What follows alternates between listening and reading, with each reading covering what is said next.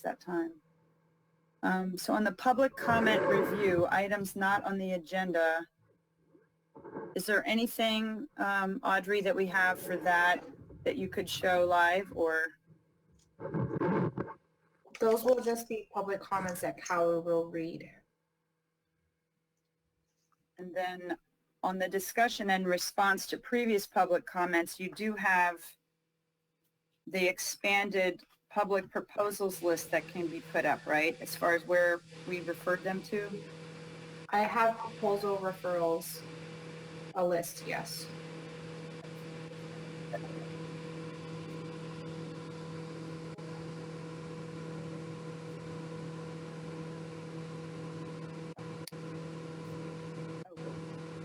Previous public comments and expanded public proposals. So the expanded public proposals, this is where that sheet would come up on 5. And just FYI, it's 8:29. Oh, do we have everybody?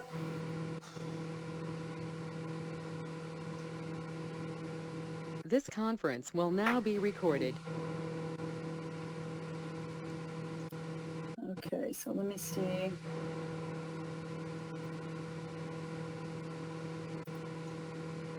I see the chat box. Let's make sure we've got everybody.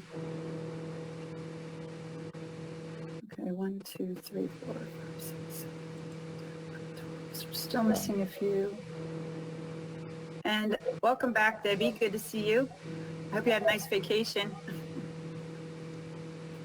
Just a reminder to everybody to let us know if you're going to go on vacation or have a planned time that you're not going to be available, so that we know and don't worry about you.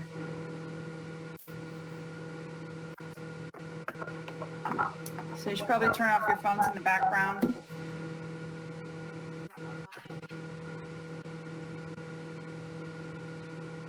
And we're at 8:30. Is everybody ready to go? Okay, thumbs up. See everybody coming in. 1, 2, 3, 4, 5, 6, 13. We're still missing a few. You notice somebody missing and you know their text number. If you don't mind texting them, that'd be great. Good morning. Okay.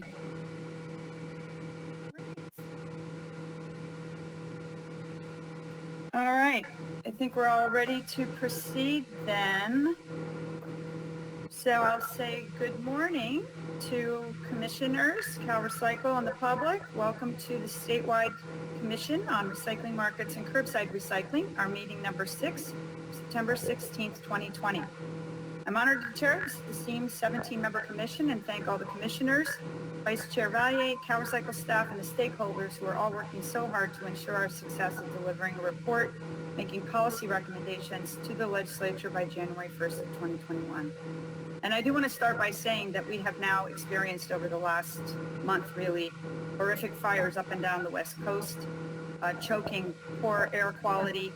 And if anything, it's only inspired me, and I'm sure everyone on this commission, to really take seriously our charge of how we're going to reduce our greenhouse gas emissions. And our thoughts go out to everybody who's been dealing with this and maybe have lost homes and lives, really. So with that, just underscores the importance of this work. And again, we need everyone's help to keep the meetings on time and productive. And appreciate everybody keeping their comments brief and to the point. Please remember, we do not accept public comments directed at Cal Recycle. Those comments need to be sent directly to Cal Recycle via public meetings, emails, and not through the commission. My staff at the National Stewardship Action Council is recording this session. I should have let everybody know last time that she was on vacation and we did not record the last meeting, but we are recording this one.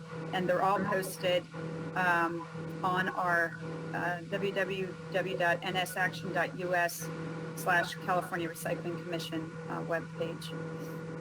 Please put an asterisk, commissioners, in the chat box if you wish to speak. And then please hold me accountable to make sure I don't miss anybody when we're going in order of the speakers. All those submitting comments on the agenda items, please keep them very focused and clear, no more than 1 minute or 150 words. And members of the public who wish to submit comments during the meeting may do so using the Commission's public comment portal. When using the portal, select Statewide Commission from the drop-down menu. That's ADA accessible, and it does allow us to post things very quickly. To easily follow our work, you can subscribe to the listserv. Just go to the Cal Recycle Markets Recycling Commission webpage and look for the blue bar and the words Commission Meetings, and you can sign up your email and get automatic notices of our agendas and everything when it's posted. So with the housekeeping done, we'll go ahead and start with agenda item number 1, which is our roll call, which I will conduct now. Do we have Commissioner Bouchard? Here. And Commissioner Cadena? Here. I saw her. Thank you. Commissioner Davis? Here. Commissioner Dell? Here. Commissioner Dunleavy? Good morning. Here. Good morning. Commissioner Ferrante? Here. Great. Commissioner Kalpikoff? See him. Okay. I see him, but I didn't hear him, but I know he's there. Commissioner Lapis? Or I guess we're missing. Can somebody text Nick to make sure he's okay? Thanks. Commissioner Medrano? Here. Commissioner Osagura? Good morning. Here. Commissioner Potashner? Here. Great. Myself, Heidi Sanborn, Commissioner Schneider? Here. Great. Commissioner Sky? Here. Commissioner Toyota? Here. And Commissioner Valle? Present. And Here. Right. So we're only missing Nick. Hopefully he's going to be on in just a minute. With that, we'll move on to, so at this point, we've got 16 of 17. So obviously a quorum. So I'm going to turn over quickly to Vice Chair Valle. He's going to explain that we're not going to take up agenda item number 9 today on the Basel Convention. That was a discussion we had at the last meeting, and we've been unable to get a speaker. So I'll turn it over quickly to Vice Chair Valle to explain that. Thank you, Chair Sanborn. I did hear from Jim Puckett, the Executive Director of the Basel Action Network. He would love to join us. We're going to try to align our schedule for a presentation to the full commission in October. And probably not at the, if he has time, maybe at the recycling subcommittee, but more likely to the full commission in October. Which date, the first or the third Wednesday? I'm not sure yet, but I know that we have to do a 10-day notice. So I'll work with him to try to get something by Friday.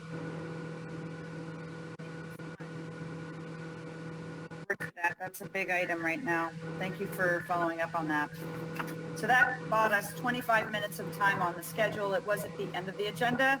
So if we need extra time on some of the other items, we can go ahead and use that time elsewhere. So agenda item number 2 is public comment and review of items not on the agenda. So this time, any member of the public may address the commission on matters not listed on the agenda.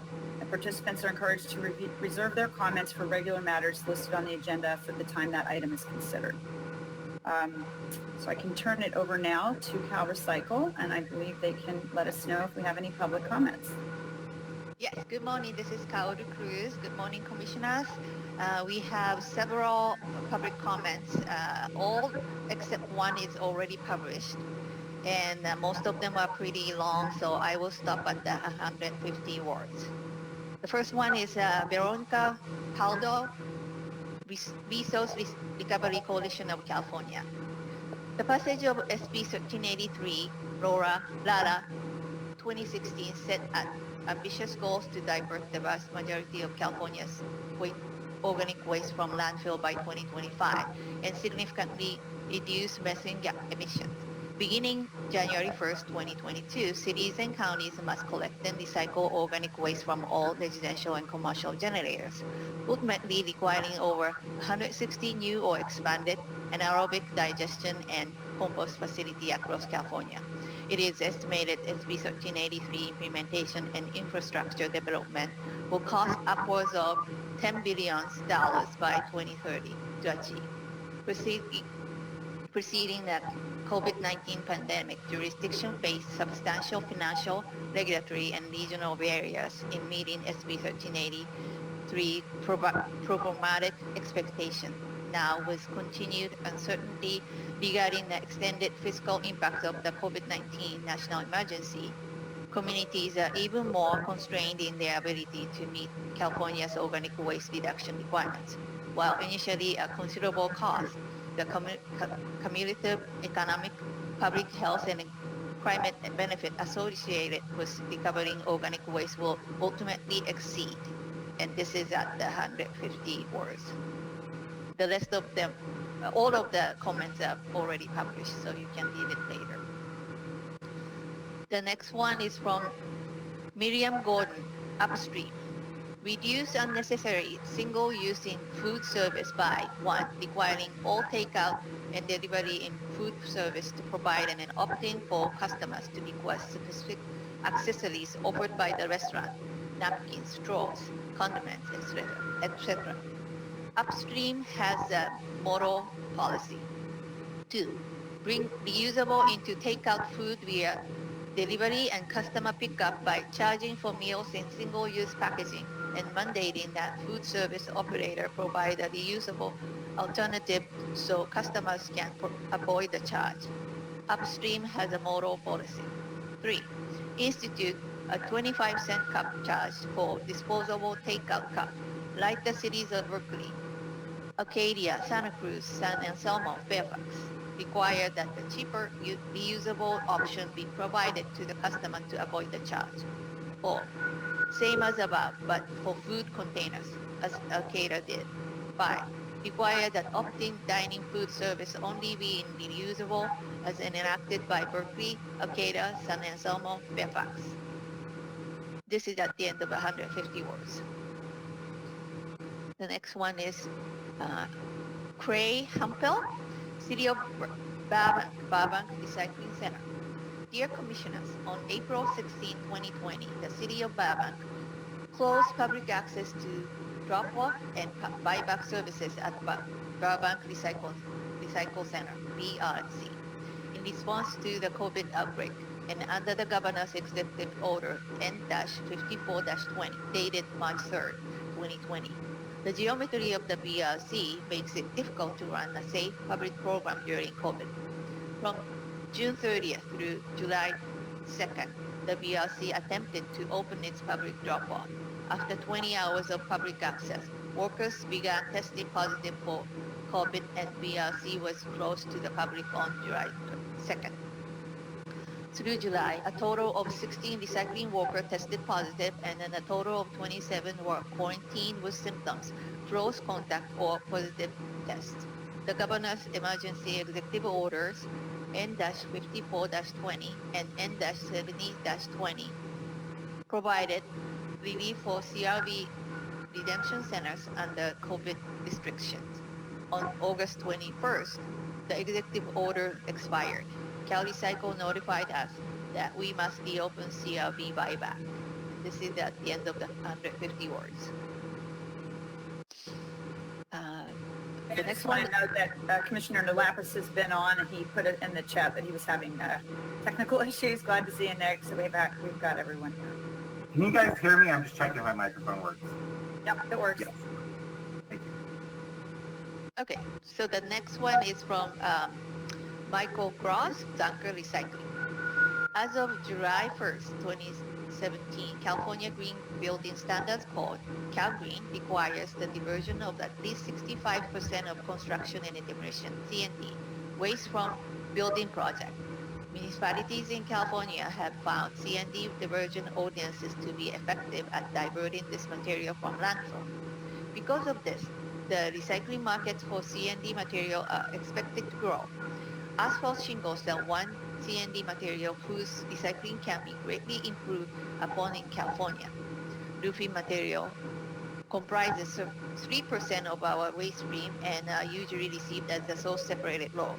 Very clean, unlike lots of our C&D waste streams. Recycling asphalt shingles offers both environmental and economic benefit, including landfill airspace savings, energy savings, carbon footprint reduction, and job creation. Less energy is required to produce asphalt and an aggregate from RAS than from virgin materials. Similarly, the reduction of greenhouse gas, GHG, emission associated with reduced energy use during manufacturing. This is at the end of 150 words. Another comment, separate from the above, from Microcross. Can Cal Recycle work with the wallboard producers in California to require post-consumer content of at least 20% by 2023? Next one is from Julie Muir, Zero Waste System Manager, Stanford University. This one we got from by email and has not been posted.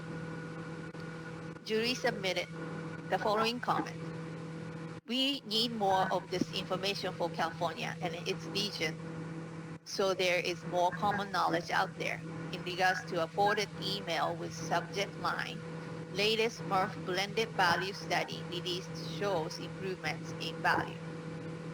NERC has published the fifth in its series of quarterly reports on blended value of a ton of material marketed at MRF in the Northeast.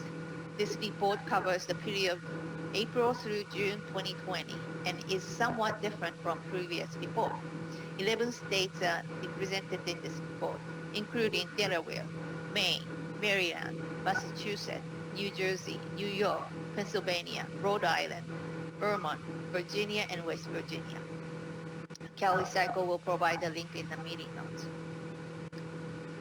And this one is from Daniel Verkeras from NREP. Early Sorry, this from week, what? NREP, ENEREP. So it's a company, but NREP. Yeah. Early this week, countries discussed the new restriction regarding plastic waste export as agreed in an amendment to Annexes 2, 8, and 11 to the Basel Convention. The convention regulates the controlling transboundary movements of hazardous waste and their disposal. Although the U.S. is not part of the convention, countries where California export plastic waste are. Among them, Malaysia 20%, Hong Kong 15%, Thailand 14%, Vietnam 9%.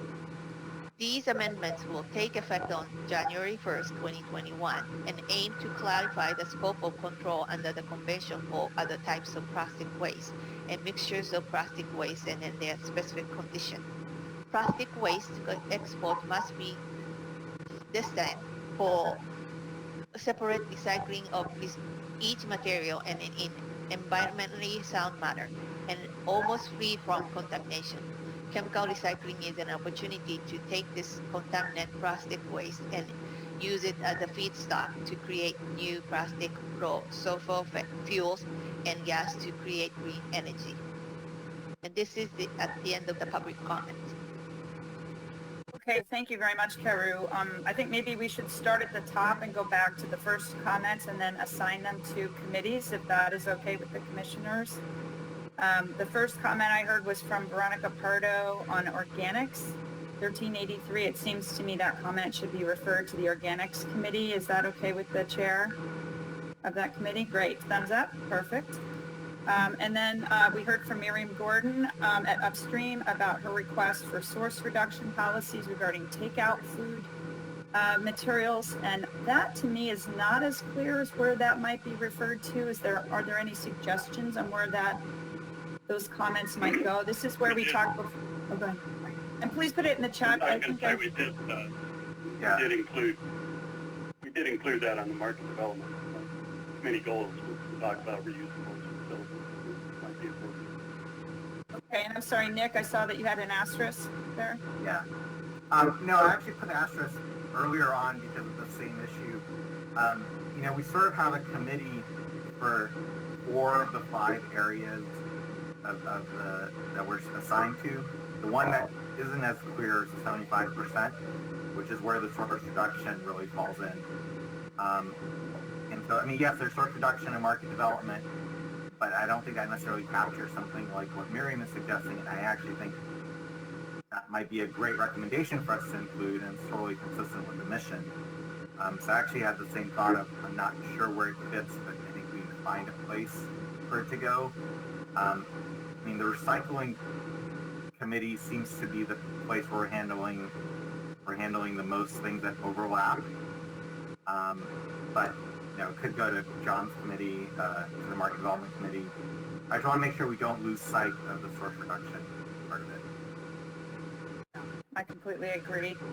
I almost wonder if maybe Ted and I, writing the report, could put that into the report and start, and just maybe we bring back a proposal. I don't know, because source reduction generally just isn't in there. But I see Ted's up, but I also see Commissioner Segura had a comment as well. Oh, I see. You were talking about Nick. Okay, Commissioner Dell. And Anne's trying to wave you down, I think. Or she was. Yeah, I think my name's next. Is my name next? I think Nick, Commissioner Lapis raises a really good point about waste reduction, and it's not really specifically called out in any committee. And on behalf of I'm the chair, and we've got the vice chair of the label committee and media here, and our scope isn't really large in all of this because Cal Recycle's doing a lot in education, and I'd be willing to add it to our existing committee scope if the other committee members and the commission were agreed, rather than make up a whole new committee, because it's just hard to organize more calls and everything. And I think we could add it to our scope to address. That's my number one comment. And then secondly, I did want to respond just in general. We've heard several public comments around a waste of fuel as a recycling technique in California. And I don't think it's fully understood by the public, and actually I did not understand this before I joined this commission. There's actually a law in California. It's Public Resources Code 48180. You can look it up. And it actually defines what's recyclable. And recyclable does not include incineration, pyrolysis, distillation, types of waste of fuel techniques. And so this is already legislated in California. And again, given our huge concern over climate change and emissions coming from energy use, I think our focus should stay on low carbon forms of energy, not creating new high carbon forms of energy, which would come from waste of fuels. Yeah, and I believe that we already discussed this because we've already had so many comments on chemical recycling that this was not at the top of the list of priorities, at least for the January report. Is that my understanding with commissioners, is that this is going to be discussed, but we didn't have a whole lot of bandwidth with the stuff we already had on our plate. This will definitely be a controversial item. I don't think there's a question about that. Okay, then thank you again, Commissioner Dell. Commissioner Ward? Yes, my understanding was that the last meeting, Commissioner Snyder and I were assigned to work together on non-organic source reduction, and that would be a topic. I agree that, in fact, we could still keep open this general discussion about how source reduction is addressed within the document, because I totally agree it's an important area. But specifically, the Organics Commission, the Organics Committee has responsibility for organics-related source reduction programs with regards to food rescue and other aspects. I welcome Commissioner Dell's suggestion that the Labeling and Public Education Committee work particularly on outreach aspects of the public messaging with regards to waste prevention, but I think there's lots of aspects to it. But right now, my understanding is that Commissioner Snyder and I are working on the non-organic, include the reusable. Okay, so I think I do remember that too, so thank you for bringing that up. I think maybe what if we could do is count on you and Commissioner Schneider then to maybe make recommendations on this and then give it to the labeling committee first, because they have the most open calendar, and then that committee would refer it. Does that make sense? Is everybody okay with that? Okay. All right, so Commissioners Ward and Schneider will work on recommendations on source reduction. Also include this request from Miriam Gordon on the food and the takeout items, and then that will go and be brought up to at least start at the Labeling and Media Committee, which has the most space right now to tackle it. And so that's where the recommendation will come from. Thank you. Okay, Commissioner Davis, did you still want to speak? Just briefly on the market development aspect, from what I've seen with Berkeley's approach on renewables, definitely is drives business innovation, job creation, business opportunities. So as you consider this, they're all definitely market development. Okay, so then our second comment from Miriam Gordon is actually going to be referred to Commissioners Ward and Schneider to start tackling those sorts of source reduction issues. That will then be referred to the Labeling Committee, and Chair Dell will then take those and put them on the agenda for their consideration. Okay, our third comment was from Craig Hampel, and it was about his situation down at the Burbank Recycling Center, where they have been unable to, they've been told by CalRecycle that under the law that CalRecycle has no authority to do anything other than pull their authority to be a buyback center because they've had reopened and had so many people get COVID, they've closed, but they can't open safely, and so they're wanting that, and I think that would be referred to the Recycling Committee. Would that be correct, Mr. Chair Donlevy? Chair Sanborn, I just want to mention, I think you skipped over Commissioner Snyder. I did? I'm sorry. Oh, and there's Mr. Medrano, too. Sorry. Through the Mr. chair. Snyder. Well, actually, Commissioner Ward got to it. I just want to say that since I'm on market development and labeling, I will make sure that I'm listening, and that can be the forum in either of those committees, and I can bring it back when Commissioner Ward and I meet. And I was going to bring that up later when we talk about the report. Commissioner Medrano? Is that a quick question, maybe for CalRecycle staff? Are these comments published somewhere already, or we have to wait till the minutes for the meeting are created? Yes, the comments are published on the comment portal. If you go to the comment portal, there's a little link that says published comments, and they're all there. I just want to remind everybody, this is a very confusing process. CalRecycle is trying to meet the law on accessibility, and their portal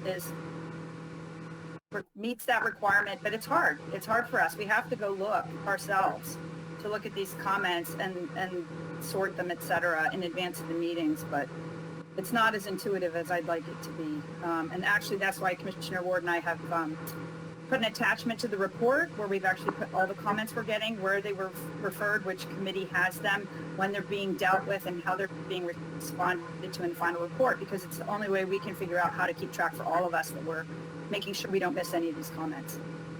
And Commissioner Dunleavy, are you done then? Or do you have a comment?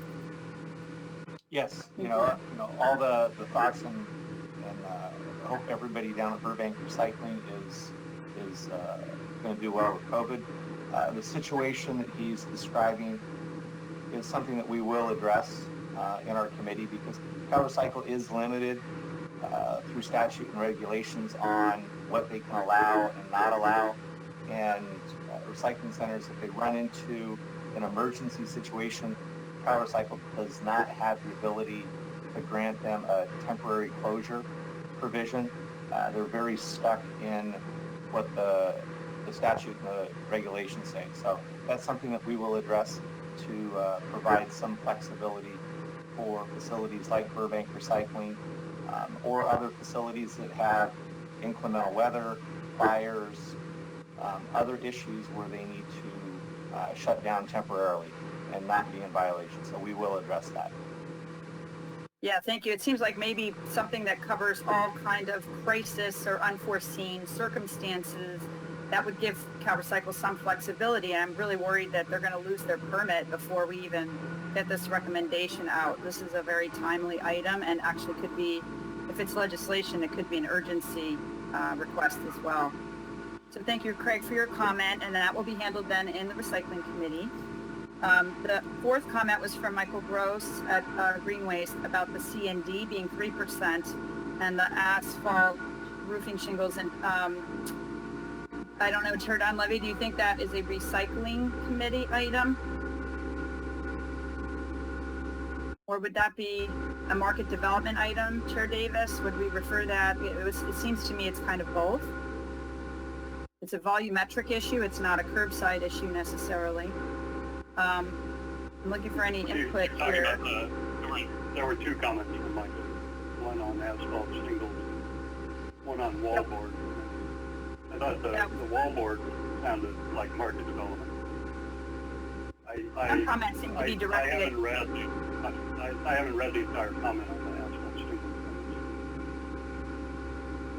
Okay, I think he's just basically saying that asphalt shingles and these C&D items the big ticket items need to be addressed. So if we refer it to a committee, they can then review that whole comment very thoroughly and decide what to do with it. Again, would that be something you're comfortable with, Chair Dunleavy, going to the recycling committee? Or do you want to see that go to market development? I would like to see it go to market development because I think it might be a pricing situation. And how do you feel about that, Commissioner Davis, Chair of the Market Development Committee? That's fine. Okay. So we're going to take the C&D questions and put those over in the Market Development Committee. And thank you, Mr. Gross. And he did ask one, I think the second comment was something to do with 25% by 2023. And Karu, I couldn't actually understand exactly what that was getting at. It almost sounded like a comment for CalRecycle. Can you go back to that comment, please? Yes, sorry. Yeah. Okay, let me read it again because this is very short. Can CalRecycle work with the wallboard producer in California to require post-consumer content of at least 20% by 2023? Yeah, so that's a recycled content sort of request. And I don't know. I don't think CalRecycle has that authority unless the legislature gives it to them. Isn't that correct? Is there anybody from CalRecycle that could answer that?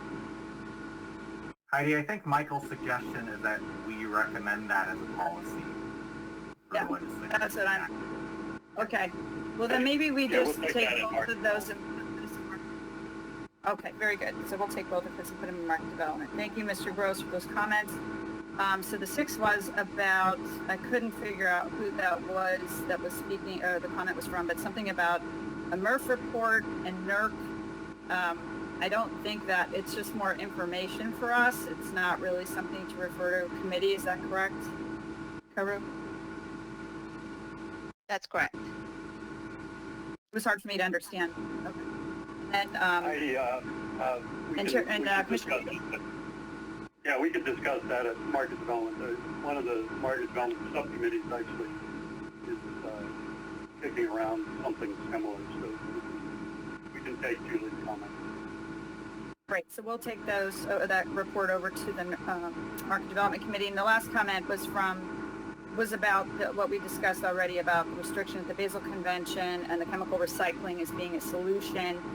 And that generally is a huge can of worms. We've discussed this before. We've had many comments on this. I was a little taken back calling it a green fuel when it's actually derived from plastic, which is a fossil fuel. So I think these are the heavy discussions that we have to get into, but it's not, the commission has decided we're not taking these up first, only because it's such a contentious area, and our law currently says that that is not diversion in California. All right, so with that, I think we're finished with agenda item 2. So we can go ahead and move on to agenda item 3.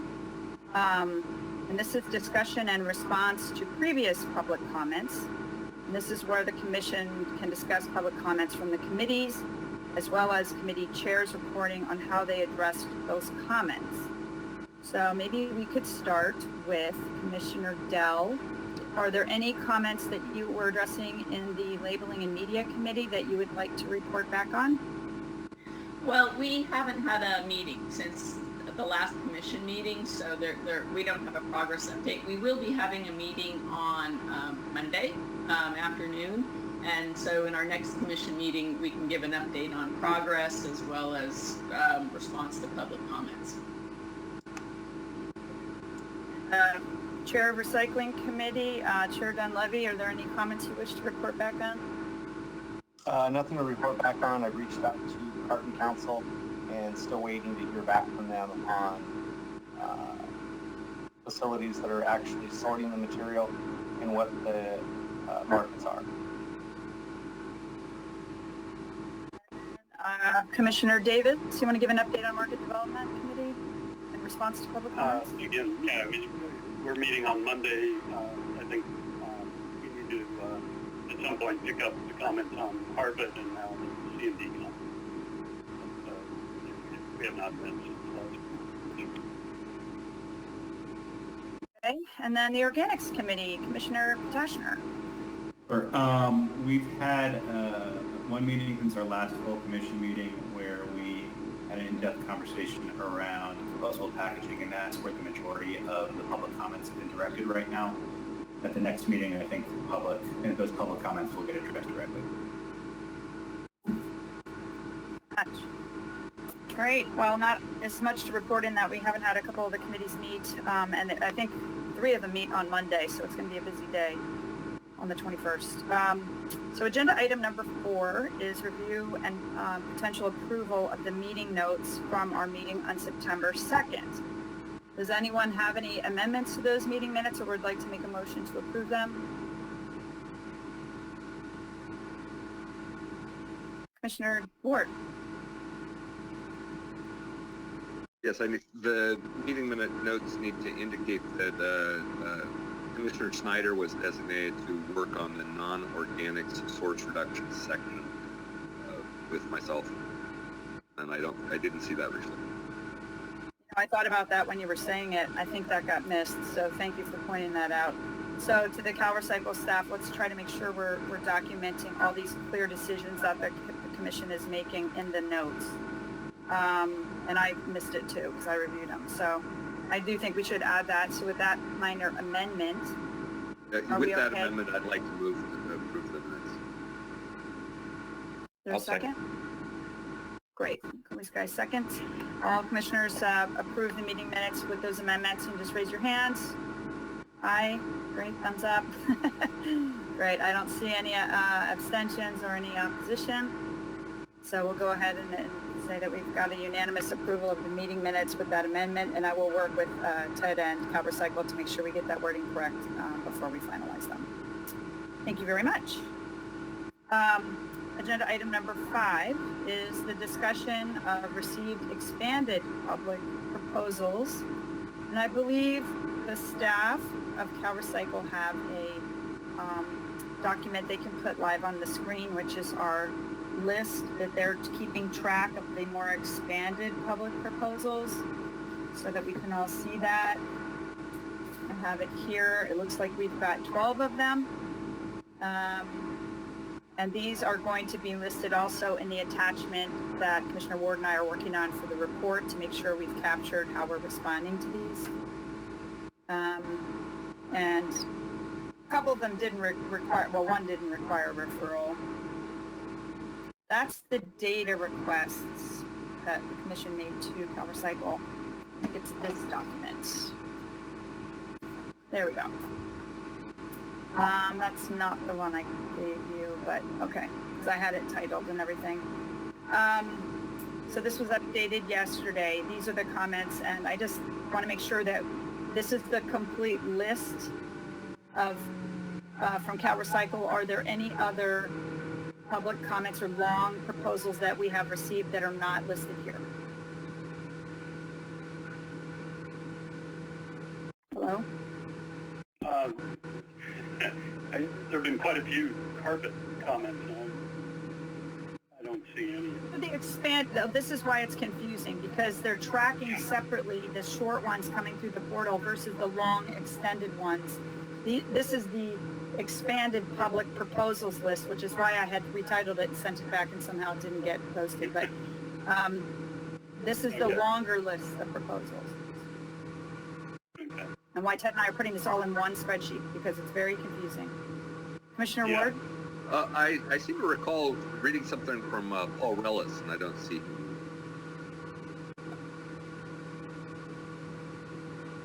Agreed. Stop. Heidi, this is the list of public proposal referrals that you provided us with for the comments received via the portal.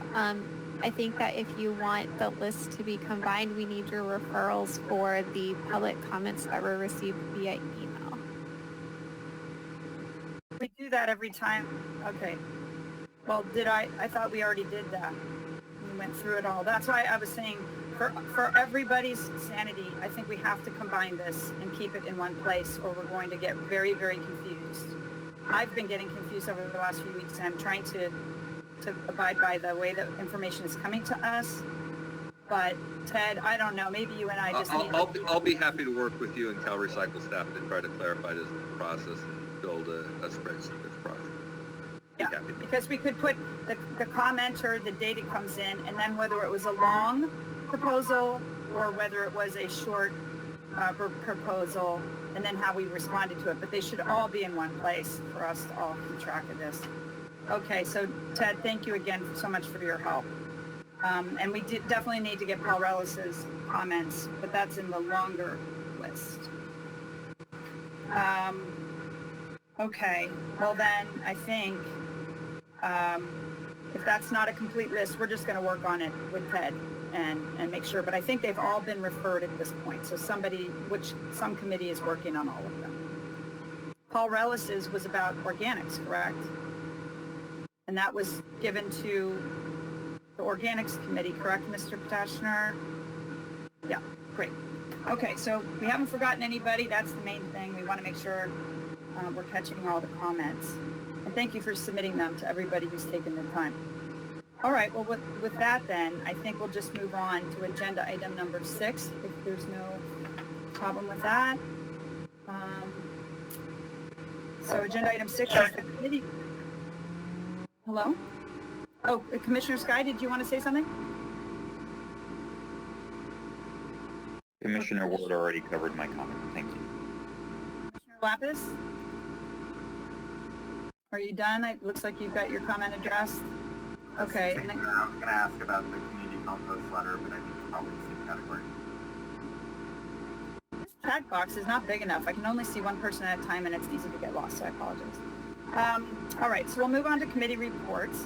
And if this goes too long, we'll take a break in the middle.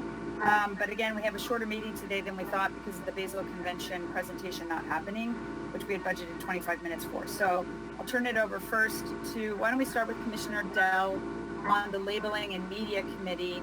And we have plenty of time, 2 hours for this item. So each committee has about 30 minutes plus if you wish. And this could be where we start to talk about policies. So Commissioner Dell, do you want to go ahead and start?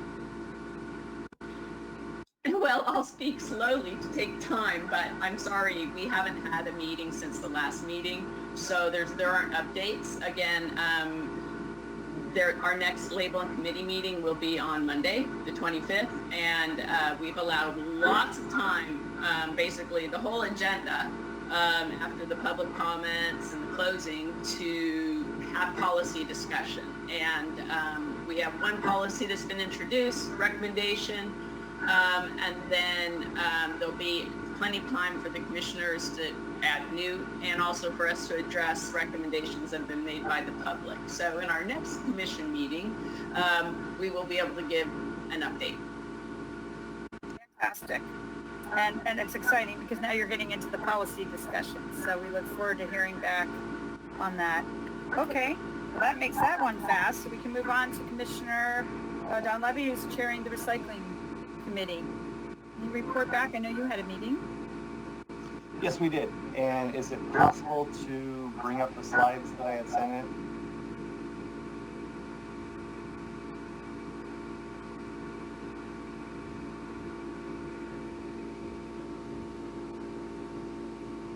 There we go, yes. So we had our last meeting on Friday, September 11th. Definitely a good meeting. Challenge for time. I mean, the meetings go by so quick. A lot of good discussion. But we talked to a plastic reprocessor, Paul Bahu from Global Plastics. If you go to the next slide. And he is an operator, family business, and he's developed different processes for reclaiming PET. So he is definitely an expert. He employs about 100 people down in the Paris area in Southern California. And he's talking about the challenges that they're having with PET. Talk about contamination issues with certain bottles that become non-recyclable because they have either a shrink wrap, a full plastic wrap on them, or incompatible labels. Because certain labels, either they float, they don't float, they melt at different temperatures. So the brands that are packaging the material are not really designing material for recyclability. He talked about the changes in markets since they're unable to move material offshore, mainly to China.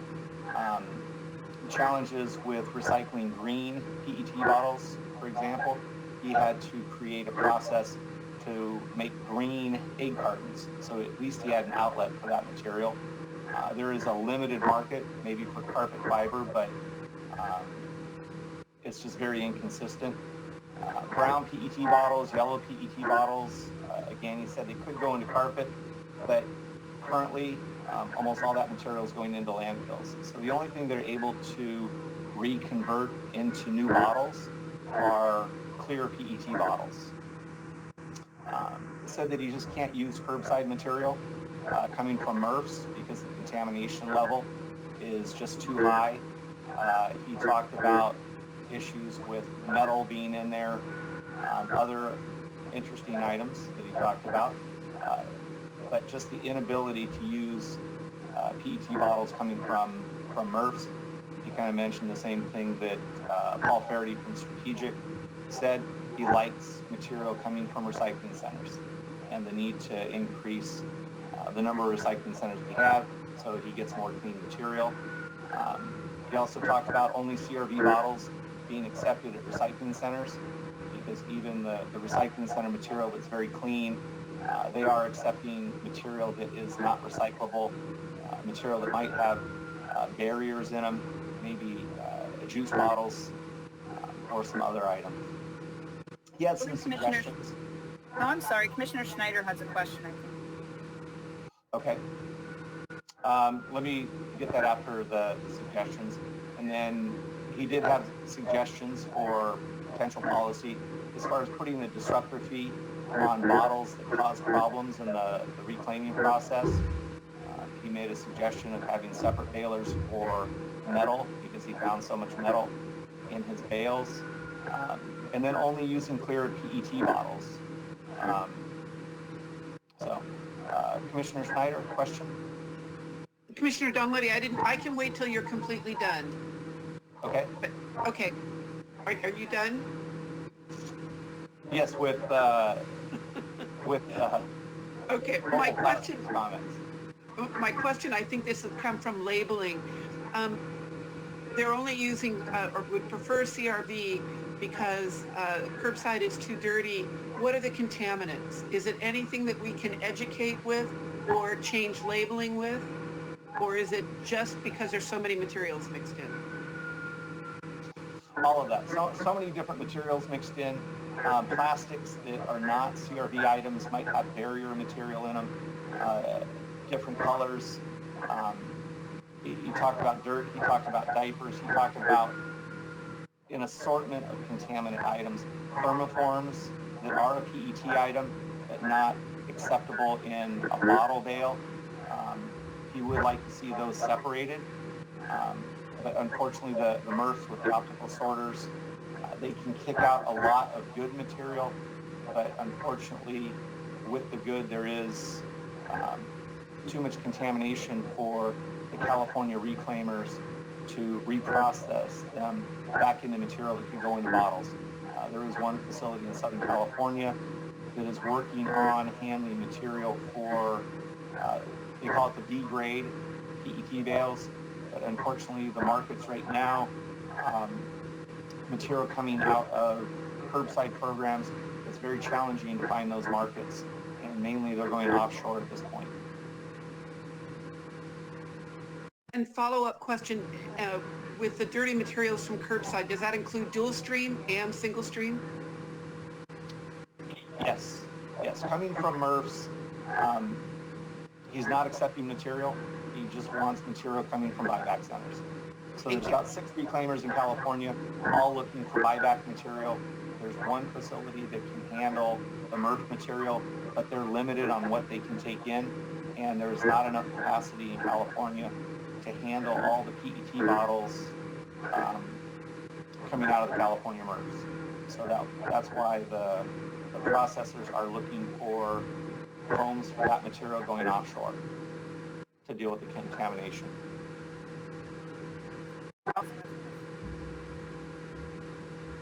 So follow up? Commissioner, do you have a question? Yeah, I just wanted to express general interest in the disruptor fee concept. I think that has applicability both to a recycling stream and organic stream. But the thing that it raises in my mind is how do we clearly define what are the triggers and what are the magnitude of the costs that are necessary in such a fee to actually make it a significant deterrent? And to the extent that you're exploring that as a policy option, I'm very interested in those aspects. Okay. We will be addressing that even more. We're going to have a meeting this Friday, and we'll expand on those discussions. And we do have a slide that's going to be talking about that as far as disruptor fees and what to do with non-recyclable material. Great. I think Commissioner Davis has a comment.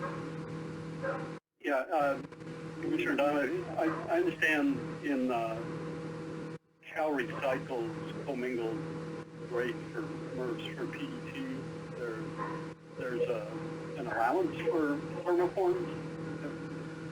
Has your committee discussed that and how that impacts, I guess, the willingness of MRFs to pull the thermoforms out when they're allowed a certain percentage of the commingled rate? That's not my understanding.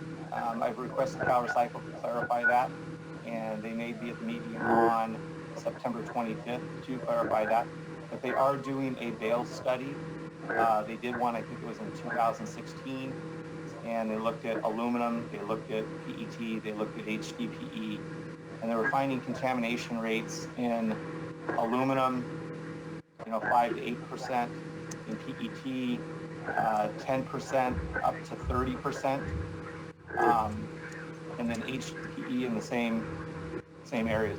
The commingled rates, they look at the bottles, but they don't look at thermoforms. It's my understanding that thermoforms are not included in the commingled rate. It's something that should be discounted in the pricing of that material. So we're going to ask for clarification from Cal Recycle on that because their bale study that unfortunately has been put on hold due to COVID indicated with the last study that the contamination, including thermoforms, in the curbside material could be a $10 million issue for the fund, where Cal Recycle is paying for contamination that is not included in the commingled rate. Do you know, do they still have the process for doing individual studies at MRFs to determine a more appropriate rate by facility, or is that program? So I think what you're referencing is the individual commingled rate, which they offered to different curbside programs, that if they thought they had a higher percentage than the statewide rate, they could apply for that. There are still, I want to say, about 100 facilities that do have that rate, but the way that they set the commingled rate is based on the inbound, not on the outbound. So when the truck dumps, they can do a nice clean sample, but when it goes through the process, if there's contamination added to the stream, and I use the example for aluminum, they look at aluminum cans, but on the back end, if they're shipping a bale that has aluminum cat food cans, aluminum aerosol, or aluminum foil, they ultimately get paid CRV for material that wasn't calculated in the commingled rate when the truck dumped. So that's something that we're going to be addressing in their bale study. I think it was 2016, did identify those items as contamination. Are they still doing the individual commingled? They're not allowing new programs to apply for that, and I think they will be phasing out at some point. I'm not sure how long they were good for, but they're not allowing new programs, and I think they're allowing those that are in the program to just phase out at some point. I think Commissioner Lapis had a comment. Yeah, that's interesting, Jeff, about the commingle rate with the PET, because I was also under the impression that the thermoforms were included in the commingle rate. And I think it might have been a comment from Our Planet or from one of the other reclaimers. So I'm glad we're going to have Power Cycle talk about it, because I think on my internal cheat sheet of things that I thought we should recommend, one of them was recommending that Power Cycle define commingle rates for each type of plastic that is reflective of market realities. I'm sorry, I'm reading my own note. So a PET commingle rate should not include a form of PET, such as thermoform, that is not used in beverage containers and is not accepted for recycling by end users of PET bottles. If that's not an accurate interpretation of what's happening with the commingle rate, I'd like to learn more. Yes, that's something that we'll address, and it does need to be clarified within the program. And possibly on September 25th, we may have somebody from Power Cycle attend the meeting to help provide some clarification of that. If you can go to the next slide. And then I think there's Commissioner Schneider, another comment, and then we'll have to probably move on to the next. Real quickly, Chair Sanborn or Chair Donlevy, I'm trying to think of process. So, and I hate to tell you, I'm going completely blank on examples of thermoform plastics that would get mixed in with PET bales. Is the Recycling Committee and the Organics Committee planning on sending the labeling and media community items that are things that we might want to be saying don't put them in? Yes, we are going to get to that a few slides later. Sorry, thank you. All right. We also heard from Susan Collins from the Container Recycling Institute, one of the premier experts in the country on bottle bills. She got right to it, talking to the issues in California, lack of consumer convenience. We have recycling deserts, whether it's west of the 405 in Southern California, in the Bay Area. You have rural areas that people have to drive 20 to 30 miles. So she said we need to address that. The recycling rate has dropped below 70%, and the redemption rate is now around 62%. So due to COVID, we've seen less material going to recycling centers and more material going into curbside programs. Beverage sales are up, but the actual redemption and recycling rate has dropped. And we can see a lot of effects due to COVID. Recycling centers, they're receiving approximately 85% of the material, and they're underfunded in some areas because they just can't afford to operate in certain high-cost areas. And then curbside programs are receiving approximately 10% of the CRV material, and we addressed it. Contamination in their material, excess costs of $10 million. So that's something that will have to be addressed. Her suggestions, increasing deposit to 10 cents. States that have a 10-cent deposit are seeing much higher redemption and recycling rates. Discussion about including wine and spirits because they're a free rider in the curbside programs. Changing the payment formula, possibly going to a flat fee. The California program is very complicated. Different payments for different polymer types, 1 through 7, bimetal. She suggested going to a simpler flat fee per container, similar to other states. to talk about a change in the distributor fee because the beverage manufacturers pay into the program, but the distributors get paid an administrative fee for handling the CRV. And there's been years where the distributors are receiving more money from the program than the beverage manufacturers are putting in. So if you're a beverage manufacturer and distributor of primarily aluminum cans, you're making money off the program. And then I've had discussions with her about the grocers. They need to be paid for the CRV items.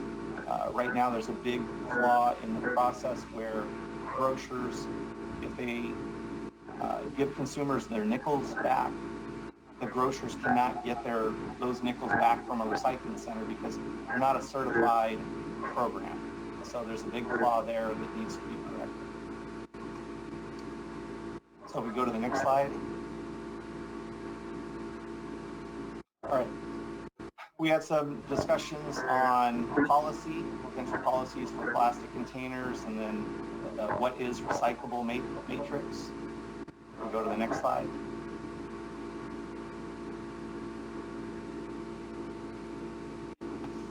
Okay. I'll get the next slide. Okay. Commissioner Dell submitted recommended policy discussions for plastic as far as addressing non-compatible shrink sleeves. It makes material just unrecyclable. PETG shrink sleeves, they're a new innovative marketing product, but they damage bottles and make them non-recyclable because the processing systems cannot do the separation of those materials without contaminating the good material. Addressing the issue with containers that are a mixture of metal and plastic. As an example, Snapple, they went from a glass bottle to a plastic bottle, but they still remain to have an aluminum cap and neck on them. So all the Snapple bottles that are PET with the aluminum caps and lids, they're ending up in the landfill because they just can't do the separation of that aluminum and plastic. So that's an example of a container that's in the program that's going to a landfill because it's designed in a way that makes it unrecyclable. And then possible policy discussion on clear PET bottles only. There are several countries that have gone to clear only. Japan's been doing it since 2001, and South Korea has just adopted a law for clear PET only. And that's something that Paul had mentioned. There's a challenging market for green, and there's no market for brown or other colored PET. So those would be the three policy items that we will delve into deeper this Friday and when we have a follow-up meeting on the 25th. I think Commissioner Dell had a question. Yes. Yeah, I'll just add some color to this. When we talk about CRV, it's extremely complicated. There's existing laws, so many things to deal with. This is a simple no-brainer policy recommendation that we could make, and within a year, packaging labels are changed very easily. This isn't like changing motors or paint or something. We could quickly get an improvement on what kind of PET and HDPE bottles we get back and keep them out of landfill. So it would be no cost to Californians and minimal cost to producers. They're already doing it in other countries. And I'd actually just like to show Exhibit A. This is an HDPE bottle that should be worth about 40-50 cents a pound. Actually, natural HDPE, I believe this is natural. If it's white, then it's closer to 8 cents a pound. But because this full body shrink sleeve has been put on this label, on this bottle, there's now a label that says do not recycle this bottle. And it's purely a marketing. It's purely a marketing technique, and it actually is in violation of the company that sells it. They have a recycling playbook and they say don't do this, yet they sell it. The Association of Plastic Recyclers has guidelines that says don't do this, but product companies do it. And there's just really simple solutions. As shown in the picture, here's a mayonnaise bottle that uses a full shrink sleeve. Here's one that doesn't. It doesn't stop anybody from buying these products. We all get to still enjoy hazelnut coffee creamer. It's powdered, but it simply makes the bottle recyclable. So thank you for letting me add the color comment. I have a question actually, I think for the chair on this, because that's a really good point. Do we want to invite any of the manufacturers who are actually putting products on the market that counter their own policies to explain why they're doing this? I'd like to really understand them. Yeah, as would we. They're definitely open to attend and reach out to us. Commissioner Dell, I'm wondering if you've done the research, excuse me, and know which manufacturers are doing this sort of thing. I think it would be really good and helpful for us to understand why they're doing it. If they know it's an issue, there's got to be some financial reason why they're doing it, because we've got to get to the root of the why to stop it and make sure that this whole system is closed loop. Well, there's been quite a bit of literature on why it's done, and the reason there's literature on it, people have done studies, it's marketing, it's sales, it's to make these, and my group has been looking at store shelves for the last 2 years, and we're seeing these used increasingly, not less, but more and more. So that means as we speak, there's more bottles, HD bottles going on store shelves in California that will now have to go to landfill. And the reason is marketing. It's why shrink sleeves have expanded. I have many examples. Detergent. It's a marketing technique to make the product look shiny on a store shelf.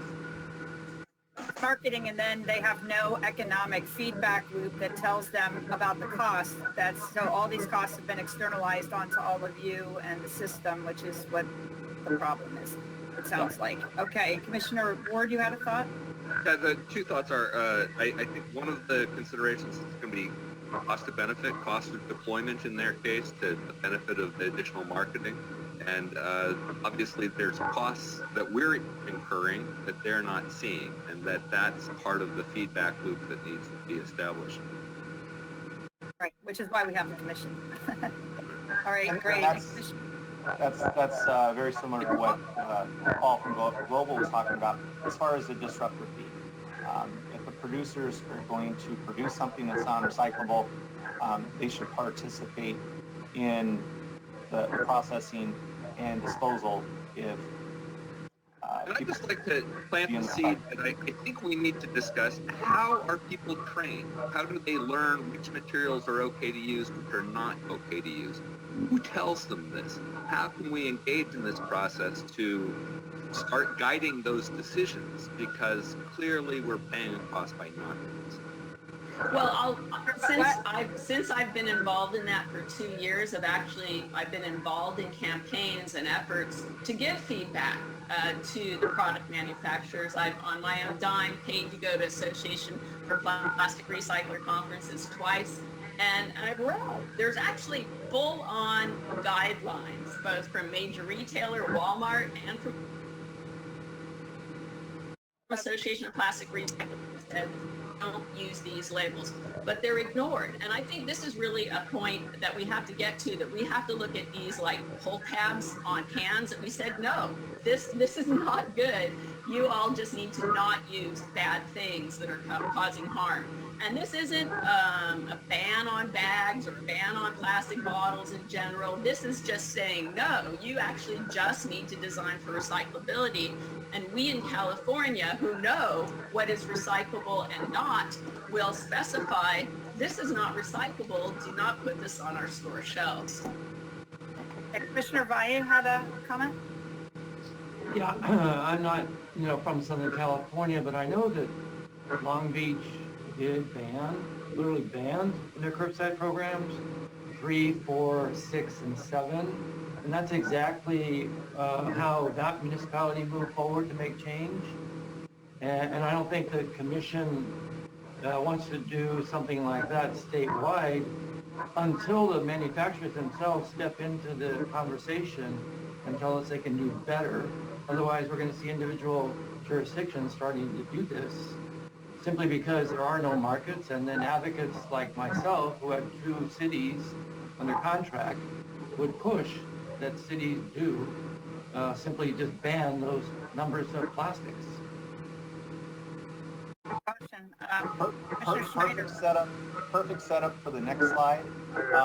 Just last comment on this slide as far as design for recyclability. Right now, Snapple, they're producing PET bottles, and they paid 0.00, let me see what the number is.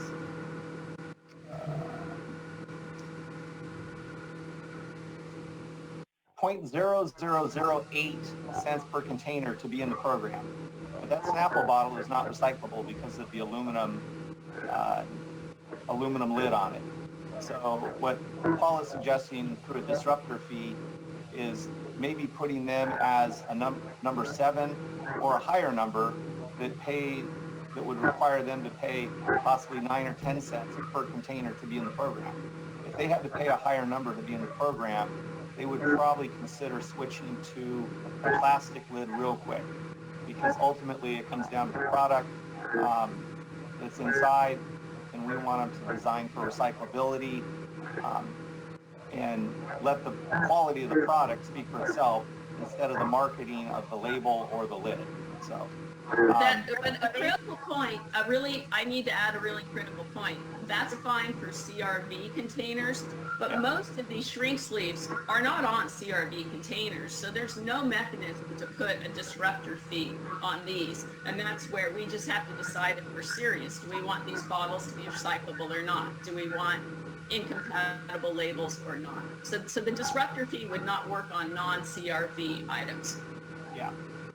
I just want to say quickly, Jeff, that this is exactly how the producer-run program in Belgium works, is they actually charge, when the stewardship organization realizes a certain package is causing them a lot of cost at the back end, they actually go to the front end and tell the manufacturer, you have to pay double or triple the amount per ton to sell those products into the market. So that's how the economic feedback mechanism works with a stewardship program. But this is, I mean, there's many ways to do it, but the bottom line is the cost mechanism is not there now to send the feedback loop for them to change the behavior and the design.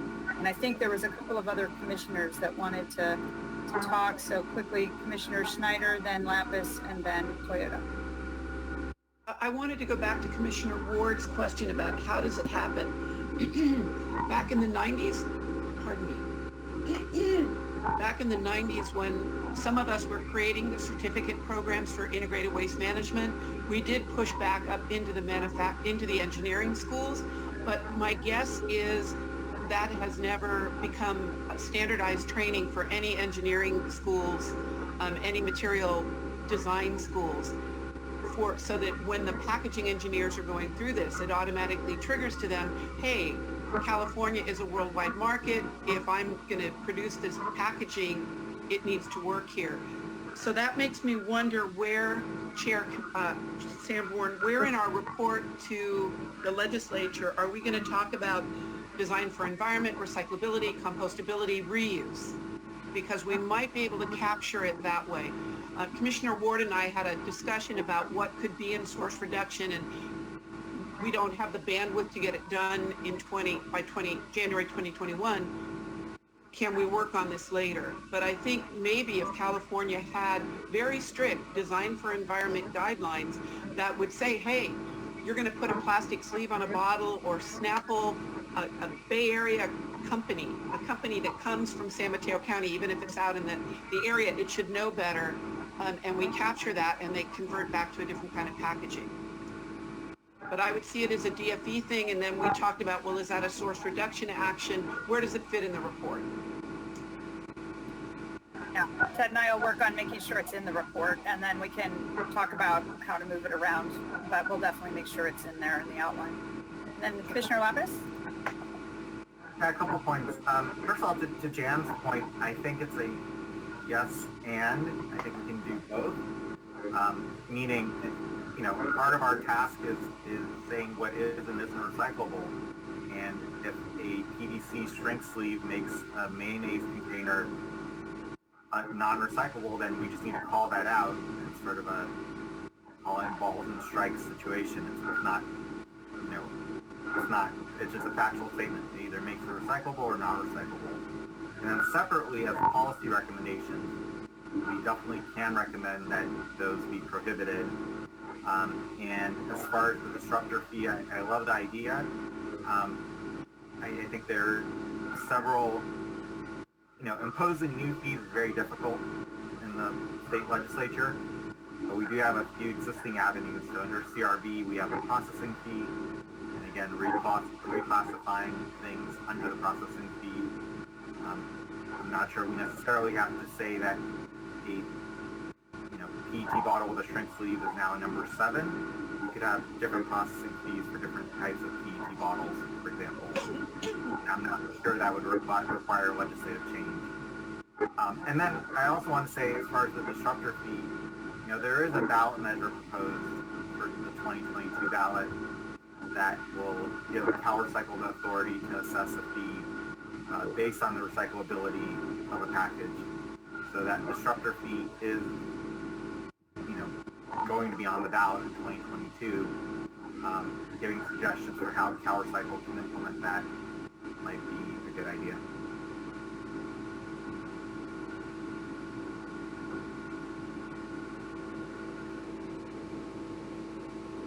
We got somebody else after Nick. Commissioner Toyota? Yes, in the report there's a section of how this all comes together, and I think a lot of what we're talking about with the feedback is so important to recycling because, of course, it changes also consistently as new packaging comes out. There's going to be new disruptors, and I really feel that this is something that should fall eventually on CalRecycle. They should have this finger on the pulse of what's going on in this loop, from things being made to how things are going in the MRF, and then disseminating information to the markets and what we need from the markets to then in turn come back and see what's recyclable. And I think that CalRecycle should have some way to get the feedback to them that where they understand what's going on, that they are that information hub. Even if they don't have the authority to change everything, they should at least know what's going on.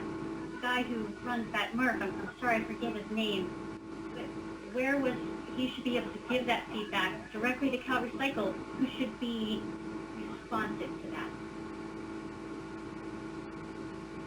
Okay. Thank you. You can continue.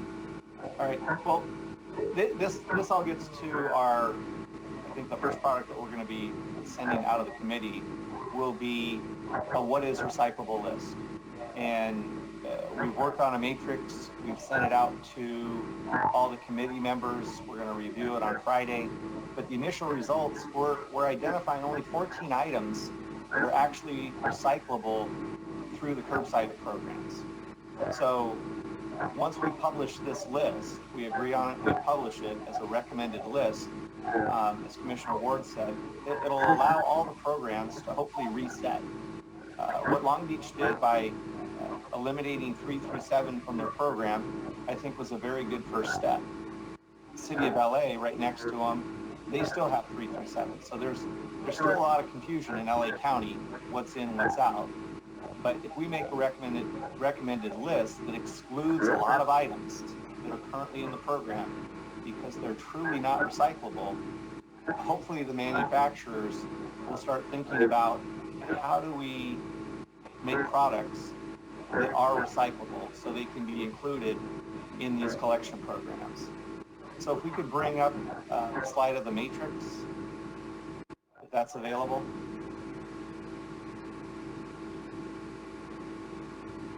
No, it's the Excel sheet. It's a separate deck. But with Commissioner Dell's help, we have created this matrix that looks at plastic, metal, glass, fiber. It breaks it down by the 7 criteria that define what is recyclable, is it accepted by local jurisdictions, collected by recyclers or recycling centers? Is it actually separated at the MRFs and baled and marketed separately? Is it reprocessed in the new material? Is it non-harmful? And then does it have sustainable market value? So could you click on one of the tabs, metal or glass, or plastic? Metal's fine. So we've looked at all the different material types that we found in curbside programs, and I think we have 62 or 64 different material types. Red is showing that it's something that shouldn't be in a curbside bin because contamination issues, hazard issues. Aluminum aerosol containers, for example, is red across the board because it poses a safety hazard when mixed in with aluminum cans. It's contaminant at the mills that would cause rejection. So that item is showing up red across the board. Aluminum cans is showing up as green across the board. So through the process, and I think on Friday, all the committee members had a chance to review it.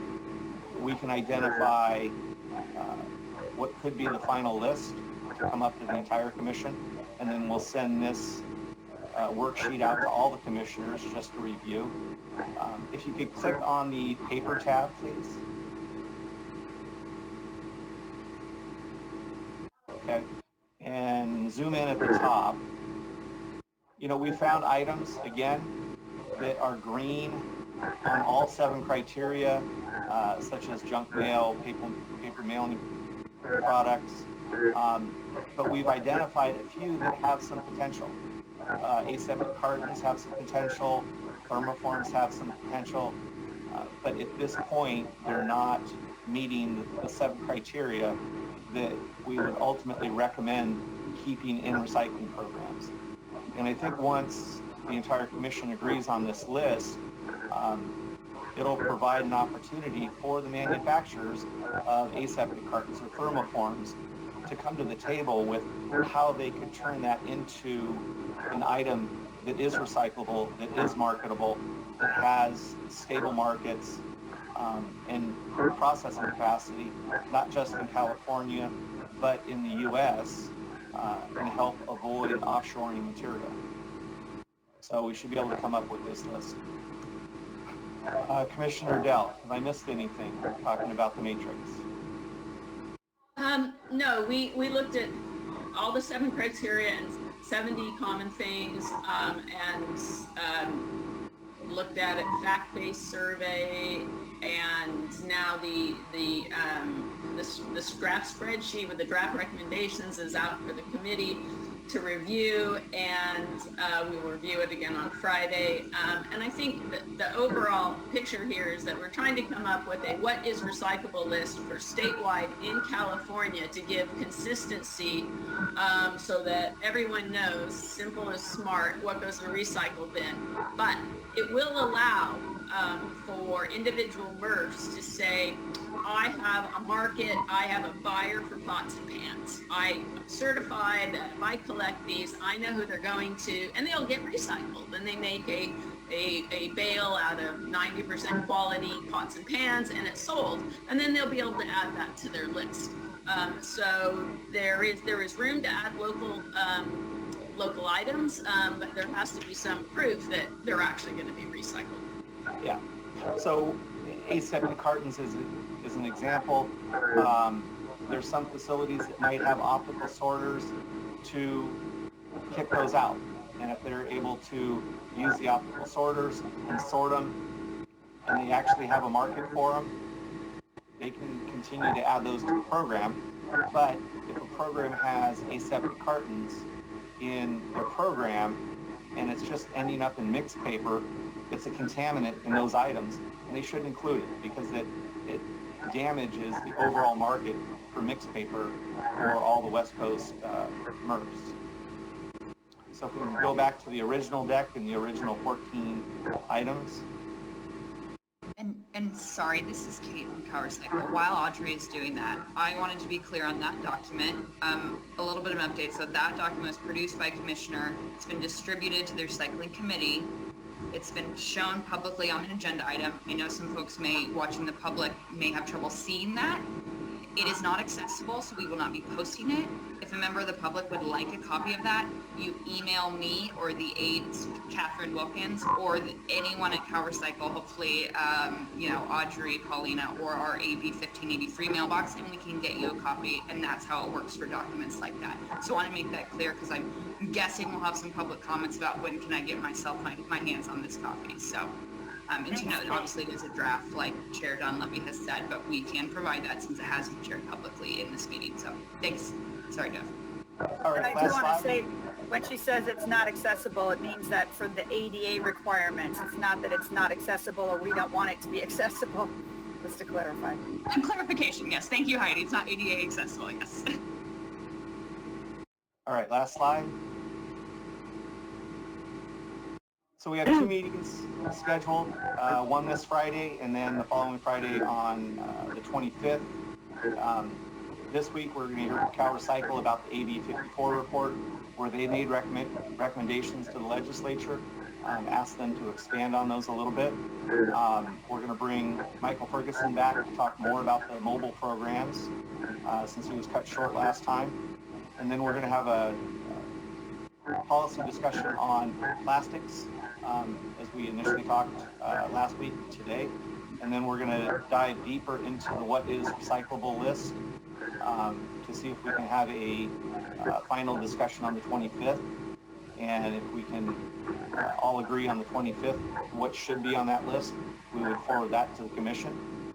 And then on the 25th, we're going to have a deeper dive into the bottle bill. We've invited a representative from the governor's office to attend. They have not confirmed, but it would be great to hear from the administration what they see as the problems with the program that we might be able to identify solutions to. We're going to bring Susan Collins back from CRI to talk more about the revenue issues with payments to the recycling centers and the curbside programs, just to clarify some of those figures. And then an opportunity to talk to Cal Recycle staff, possibly about the commingled rate and what's in, what's not in, and some of the issues there. So that's my report. That was a great report. Really good work of that committee. Thank you so much. And I think Vice Chair Valle, you have a comment? Yeah, it's a procedural question to the commission and to Cal Recycle.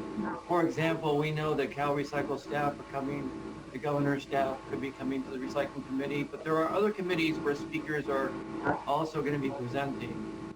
How appropriate would it be if commissioners submitted written questions in advance, knowing that the speakers need to be prepared to answer those?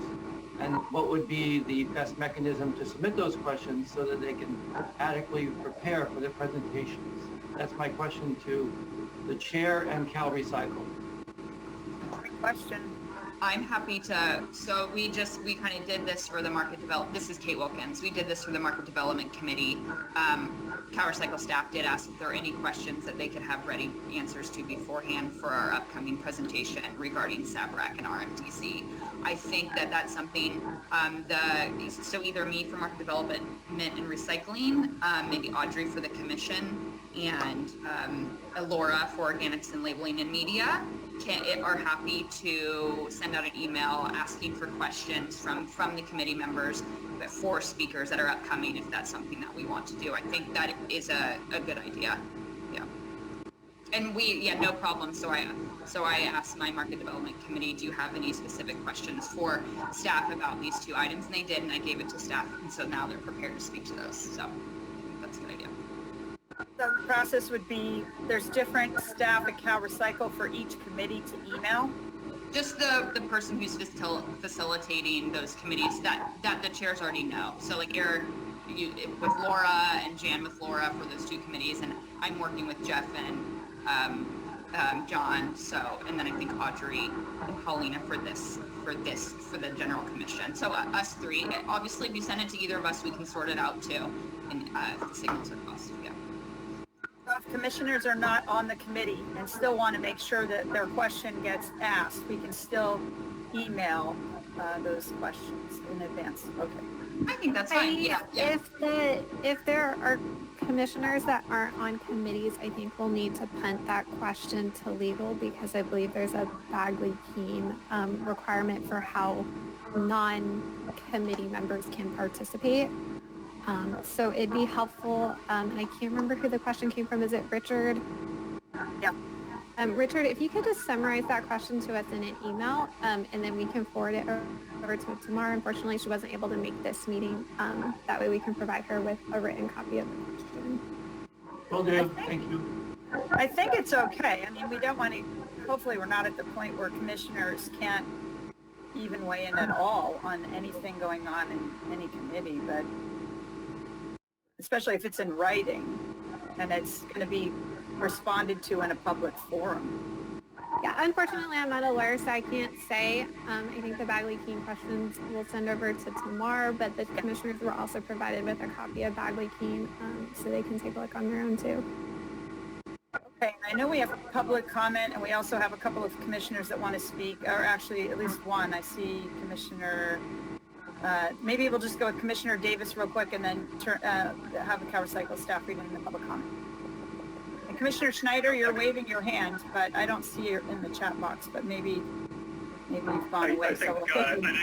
I'm in the queue. She and I had requested earlier, and I just re-requested, but I'll defer to Sorry, my computer dropped and I lost everything that was in the chat. So Commissioner Davis, thank you. I don't think anybody can see it up here. This is the most recent newsletter from my dual stream system, which covers a significant portion of the northern county that I'm in. And we have containers, and I've checked with the company. They have markets for non-necked plastics and aluminum foil, etc. My concern from the very first meeting is the majority setting up a process that's going to make it much more complicated for the minority companies. In this case, it might be just dual stream systems that have a cleaner material to begin with and therefore greater markets that they can go into. So Chair Don Levy, I love what you guys have done, but I'm going to tell you right now, I cannot support it because several materials you don't have on the list that are easily recyclable in my area. So if I'm putting on my small government being bullied by the big government, that's that 75% rule that really bothers me. And given that a major portion of the state went to single stream, you've got to discuss the fact that single stream is part of the problem too on that. So I'm just giving you a heads up. I can't vote for that list. And then to come back to labeling and media, I would like, it's probably too late for our agenda on Monday, but let's say San Francisco is okay with this and Santa Clara County is okay with this, but San Mateo County isn't. We all share the same marketing or same media marketplace. And when Cal Recycle starts putting out a campaign, it's going to confuse my residents and residents that can do these other materials, even if the MRF has gotten special permission to collect them. So this becomes a media problem in itself. And I just want my two concerns in the written minutes of this meeting so they don't get lost. But again, I cannot vote for this. No, points are well taken, and I think Commissioner Dell addressed it. What we'll come up with is a recommendation for a statewide list. But individual jurisdictions, if they choose to accept other items that they're actually separating and marketing separately, individual jurisdictions and haulers are going to have the ability to do that. Because I understand that, but we share media markets, and we're going to have to understand what those media markets are, and that means that Cal Recycle may have to tailor their message for those media markets. Understood. Okay, Commissioner Davis, did you have a thought? Sure. And I would echo some of what Commissioner Schneider said, but I have a question, Commissioner Donnelly, that you showed a MRF survey. Is that a survey that the committee sent to MRFs, or was that the data gathering exercise that Commissioner Dell threw? Yeah, that was the data gathering using public information from, I believe it's 76 MRFs throughout California. What information's available on their websites for communication with them. Yeah, and I guess my concern, because I did look at the raw data, and I think Commissioner Dell's group did a really excellent job getting it off the ground, but I would be reluctant to rely on using that data to make recommendations or exclude things that may not be recyclable. I think you know the list that you showed, commonly recyclable items. I think that's it's all self-explanatory. I think if we surveyed MRFs, we'd find that. I think the concerns come with items that fall off that list and whether they're appropriately excluded from it. And I haven't seen the spreadsheet now where you color-coded things, so that probably would help us. But I think we could advance the whole discussion by beginning to engage the MRF operators and getting information from the MRF operators. I know through my experience trying to glean information from websites, we've spent a lot of time in the 9 jurisdictions I work with just trying to line it up with what is actually occurring at the MRFs. And sometimes it's the curbside programs that are giving information that don't line up. So it really is, as you know, it's what's coming out of the MRF and what's acceptable in the stream. And I don't know if you're trying to hit that 75%, whether it's programs or tonnage, but those are variables that really need to, we'd really have to dial in around the MRF operator and do that. I guess that's, since I'm not on the committee, I can offer that kind of observation now.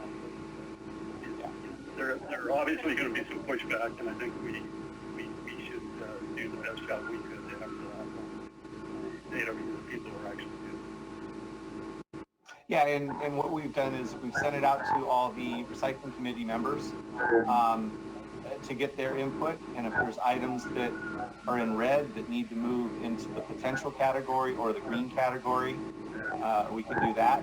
Once we move it on to the entire commission, everybody will get a copy of it to start going through the individual material types, and if we need to move more into yellow potential or more into green, we can do that. So this is the initial list, but it's definitely going to evolve, and if there's additional items that we can get consensus that are being recycled, we'll do that. With the MRF operators, definitely encourage them to participate in the process. But for some, to have to say, we've been throwing away all the number 6s or all the number 7s, it might be an embarrassing point for them, but I think as Commissioner Ward said, this is a chance to just do a reset where everybody can look at their programs and say, we don't have markets for these anymore. And to clean up our other stream, our mixed paper stream, our glass stream, it would be better if we remove these items because it would have minimal impact on diversion, but it would have a strong impact on processing costs at the MRFs. If I can directly respond to Commissioner Davis's comment. You've raised this comment before about are we looking at public information or are the MRFs really doing something different? You raised that in the last commission meeting as well. And I'd like to request, Kate, that you send the full spreadsheet to Commissioner Davis so that he can actually look at all of the data that was collected and really see a fact-based assessment. Point taken that there might be a slight difference. Most of the information came from MRFs themselves, but the key thing here is that most of the 70 items quickly fell into green or red. So even if there was a slight difference on a couple MRFs, it didn't change overall results. There was quick stratification. And then there's a few things in the middle that take deeper dive, exactly like aseptic cartons, and which is why we're diving into them deeply. So Commissioner Davis, I really encourage you to take a look at the data that was collected and the stratification. and then we can continue the discussion on this.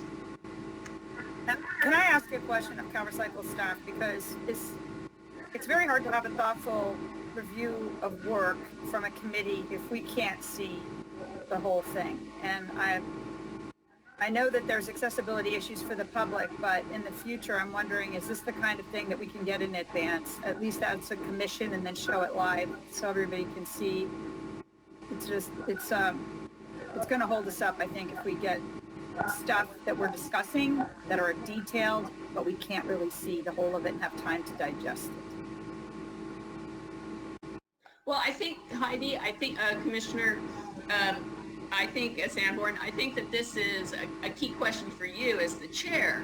We have separate committees set up, and we were doing more detailed discussions of drafts in those committees, and then highlighting out progress at the commission meeting, sort of a high level.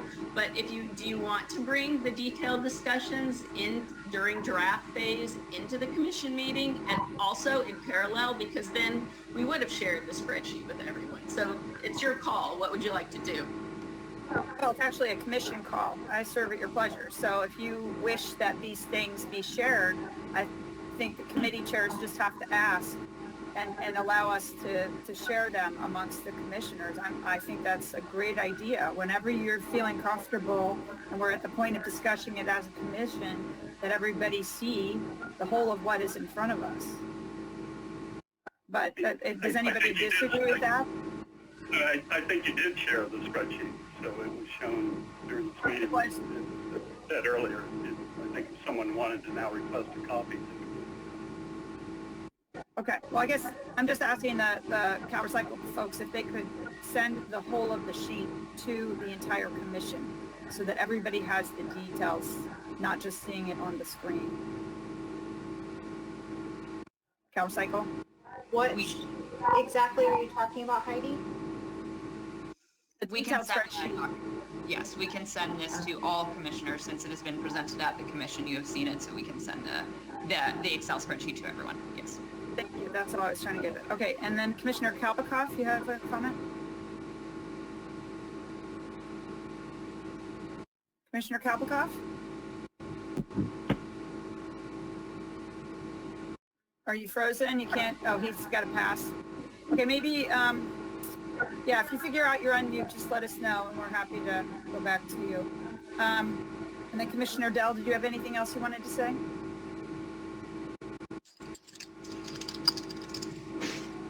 I guess that's a no? No. Okay, and then Commissioner Lapis? A couple things, both to John's points. You know, I think that John's bringing up something really interesting, that the data in the spreadsheet is all based on websites, and I don't have a great sense of how much of it has been validated with individual MRF operators. Is there any way we can maybe add a column or something in the raw data for what has and hasn't been validated, so we can start? Because I mean, I think between the folks on the commission, you could probably cover a lot of those MRFs, and I'd be curious if there are any discrepancies there. And then my second question, this is to John, or maybe to Anne, maybe to everybody. What did folks see that's obviously missing from those 14 items? I mean, the thing that jumps out at me might be some forms of polypropylene, like, you know, yogurt tubs. But other than that, what is really jumping out to folks as being missing? Yeah, I think the more durable polypropylene items, you know, we get buckets, we get totes, we get the tubs, and they're getting pulled, and thermoformed too, I think, at least, and that's probably unique in a startup kind of way to Southern California. I think the list, I don't have a problem with the list. I think those are all recyclable. There's some apparently in a yellow box that may or may not be locally, and so what's the utility of those items compared to the ones that are clearly recyclable? If the messaging is around what's recyclable, that list is fine. But if the message becomes certain items are not recyclable, and in fact they are in programs, and I think this is what Commissioner Snyder was getting at, and I think that's a concern. We need to be, and maybe it's the ones that appear in yellow, we need to be really cautious about what we're saying about they may not be recyclable statewide, but it doesn't mean they're not recyclable within the state. Commissioner Lapis, like Commissioner Davis, here in my area, plastic tubs, polypropylene are readily recyclable. The other thing that I didn't see on the list, but I didn't see well, it wasn't listed on the short list, are aluminum containers and aluminum foil. And I don't know how well all of you are monitoring the food programs going out right now and food scarcity programs. A lot of them are being packaged in aluminum right now. So, and even communities that have tried to ban non-recyclable takeout food packaging, that leaves you with the option of aluminum or a true biodegradable paper on there, waiting to hear from organics on that. So I'd be really concerned, especially during this pandemic period and the years it's going to take us to retrain restaurants who had been going towards truly recyclable, compostable packaging. We're going to have to retrain all of that. If I could maybe just summarize what I heard, I mean, I think we should focus on those specific items. Polypropylene is the one that jumped out at me as probably being the green category, but you should probably look at that data. Foil was an interesting one. That was a surprise to me, but it seemed like based on the results of JAM's survey, MRFs were not able to recycle it. If that's not accurate, we need to validate that, but maybe that's something that the conventional wisdom is wrong about. But I think we do need to delve into those specifics rather than, you know, talking about the list in broad terms. Heidi, can you hear me now? Hang on a second. Commissioner Osagura, I think, was next, correct? Yes, I just had a process comment. I think Heidi mentioned, I mean, you know, in terms of the detailed work at the subcommittees and when and where should it be shared. I think that you've established a good process in terms of, you know, the subcommittees have to do, you know, and we talked about there's so much work to do that the subcommittees are doing detailed work and looking into the different issues that, you know, are going to be draft documents that then are going to be brought to the full commission to discuss, add, modify, provide additional, you know, information to or seek additional things to them. I just want to make sure that we don't overcomplicate things in saying if we discuss everything that's happening at the subcommittees at the full committee before there's draft recommendations, then the question is, do you need the subcommittees, right? And so I just want to make sure that I think you've established a good process. I mean, there's updates here that every subcommittee's making, that then the subcommittees take the comments, take them back into the thought process. So just wanted to make sure I made a comment regarding that. Because if you don't, and if you're discussing everything that's happening at the subcommittee level, then the commission would come to the subcommittee. So anyway, just a comment. I think the process is working. It's just there is a point where subcommittees create draft recommendations that then the commission takes up to discuss, modify, change, or put more work into it if it's needed. So that was just a comment that I wanted to make to your comment, to your question. Yeah, thank you. Yes, there are a couple public comments that are still pending. Yep, I saw that. So why don't you go ahead and read those off? That'd be great. Okay, from Madden Quinona's advocacy about the shrink sleeve discussion, it was stated changing product labels is an easy fix, while changing the art/content of the label can be changed in a reasonable amount of time. To change the form of the label, shrink sleeve to an adhesive, for example, means changing the manufacturing process. New machines retooling for that portion of the manufacturing line. It takes years and a lot of investment. As for the purpose of the shrink sleeve, for many products, there is a function to the shrink sleeve. Many cleaning products, for example, will degrade quickly when exposed to light, so bottles used to be in opaque colors in order to prevent the degradation. As previously discussed, colored plastic is also not desirable, so companies moved to clear plastic with a shrink sleeve with a goal to increase recycling of the container, but the shrink sleeve is removed. To portray the change as a purely a marketing-only decision is not 100% accurate. And then from the American Chemistry Council, there is a comment made that if a product manufacturer's package is currently on the red list, it could provide an incentive for those manufacturers to come to the table to see how domestic markets could be created to move that package to the green list. If the technology allows for those materials to be converted back into new feedstocks such as resin pellets and creates a new domestic market, the Commission should be considering these types of new ideas and innovative approaches. And those two comments are published. Great, thank you, and thank you for those comments. That's exactly the kind of feedback we look for. So I think Commissioner Dunleavy was next. I just refreshed and there was another one that came in. Would you like me to read it now? Sure, no, go ahead. Okay, Association of Plastic Recyclers, APR, polypropylene, metals, aluminum, PET, thermoform, etc. are all recyclable. This list should be more inclusive and we should be encouraging and growing recycling markets, not making decisions that will hinder or impede growing markets. The Commission should be careful in how they move forward and how they speak to emerging recycling markets. And that's it. Thank you. And I guess I just want to continue to encourage the manufacturers to be talking with all of us. I think part of the problem is that in the past, I've always said you can't close the loop until you have the closed loop on the conversation and the people designing and putting products on the market, talking to the back end of the system so we can figure out how to handle all these materials before they hit the market even. Would be great. So thanks again for your comments. Turn it over to Commissioner Dunleavy. I'll defer to Commissioner Kalpikoff because I think you're back online. Oh, good. Can you hear me? Yep. Okay. I had some Bluetooth issues, but we're back on. Thank you. As part of the recycling committee, I have taken up that list that Jan put together, and it's a great work, Jan, and sent it out to some MRFs in the Southern California area just to get an update on what is acceptable and what's not. I want to make a comment on Commissioner Snyder's comment as well. We haven't come up with any policy recommendations yet. We're still discussing and doing all the research and data gathering that we are doing. There's definitely going to be some work there, and if we eliminate 3/4 of what's going in the blue bin now, where's it going to end up at? It's going to end up in the landfill.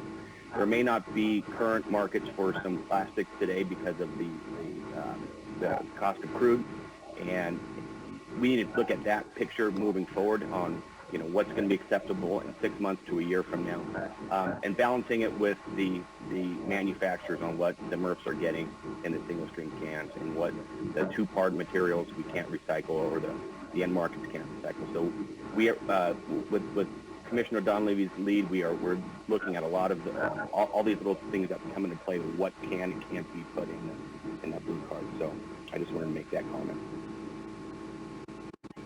Yeah, thank you for that.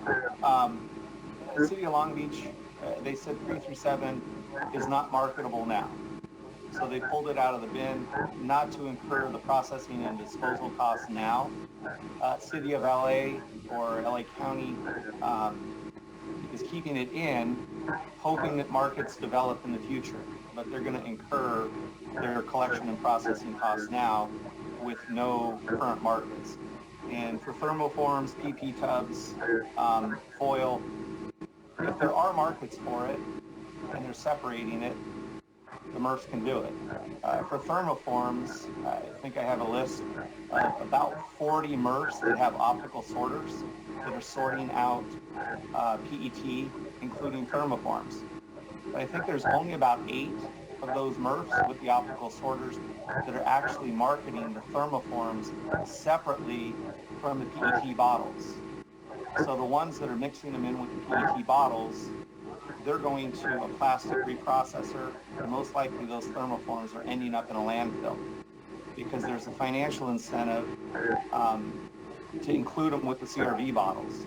If you separate thermoforms by themselves, you might get 10 cents a pound as a scrap value. But if you include those with your PET bottle bales, you're getting 70 cents a pound.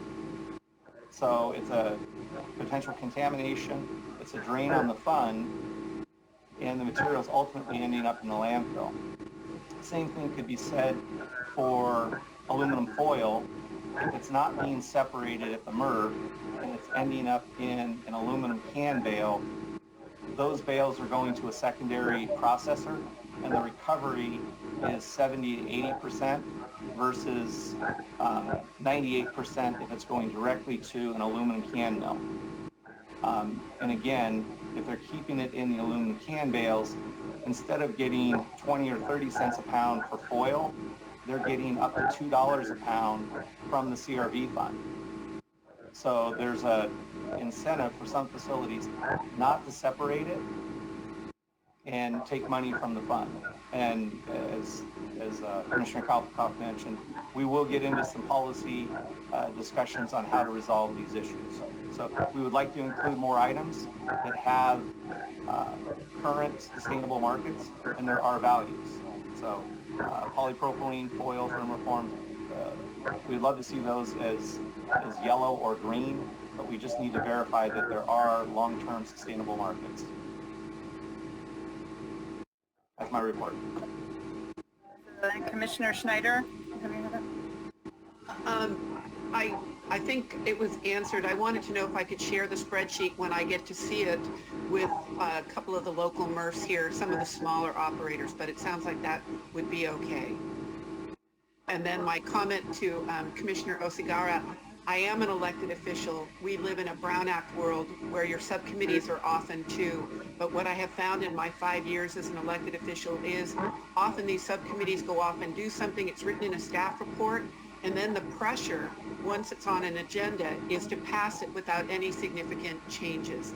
So when the recycling committee brings something as critical as a spreadsheet, I think it is worth a deep dive on the full commission so that those of us who might have disagreements can share that.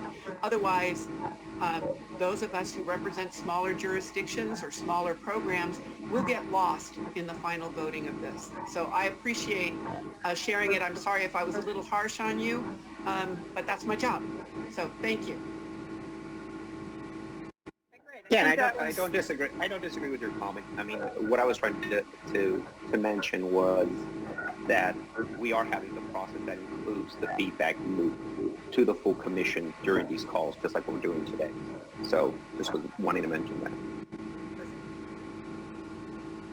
have wild agreement, it sounds like, which is awesome. So thank you very much. And I want to congratulate the recycling committee. You guys are doing really great work, a lot of good detail. So thank you to everyone on the committee for doing such a great job.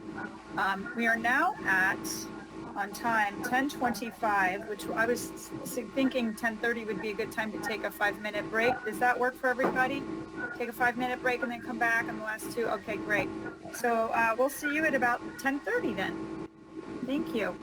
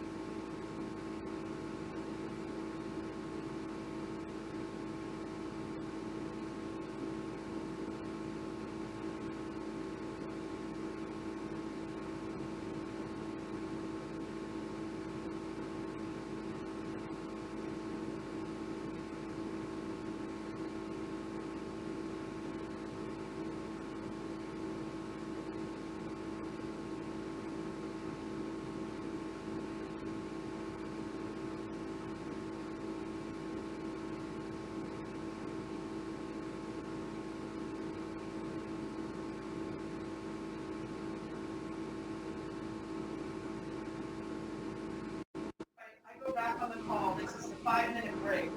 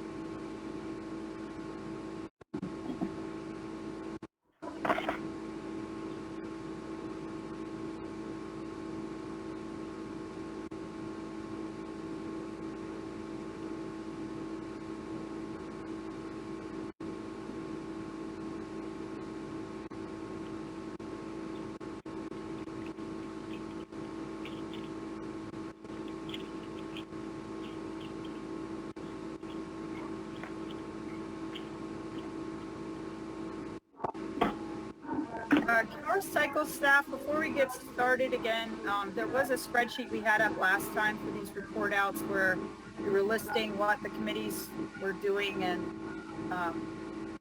the priorities. And can we get that back up again while we have the committee discussions? Okay, let me pull that up.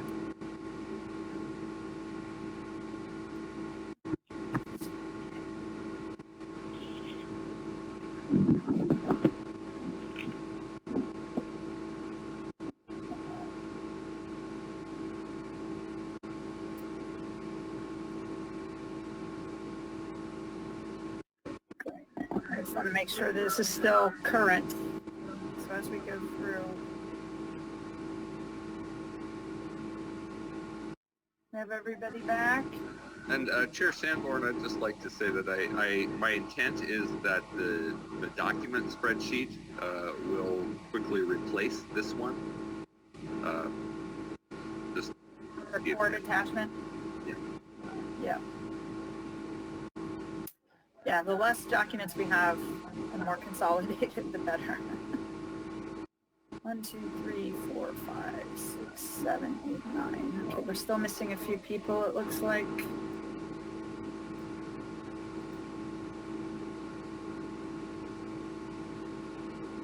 Okay. So I have 10:32, so we'll go ahead and reconvene. I think most everybody's back. Thank you for that. So CalRecycle staff have put back on the screen the spreadsheet we had started where we've got the committee, the policy recommendations that the committee is working on delivering in their priority order with the date to deliver those recommendations to the commission. and for us to consider them, because we have, at this point after today, only 7 more meetings of the commission left before the report is due. And so the clock is ticking. And if anything on this spreadsheet has changed, we need the committee chairs to let us know. You can tell in October and November, we're going to have a whole lot of policy discussion at the commission meetings, and the agendas are going to get really full.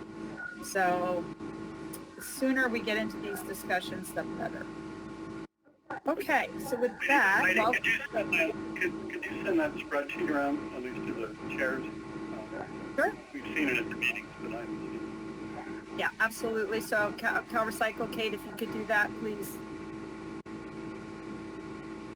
Send that spreadsheet, this one, to all the, you can just send it to the whole commission, and then the committee chairs will get it. And if they have any changes, they'll just email it back to me and Richard, and then we'll go ahead and update it for the next meeting. Okay, and I have a comment in the chat box from Mr. John Levy. Did you want to say something? Yeah, for our list, we'll want to add policy recommendations, plastics, and that should be to the commission in October as well. Where would you put that on the priority? Would that be right above organics or?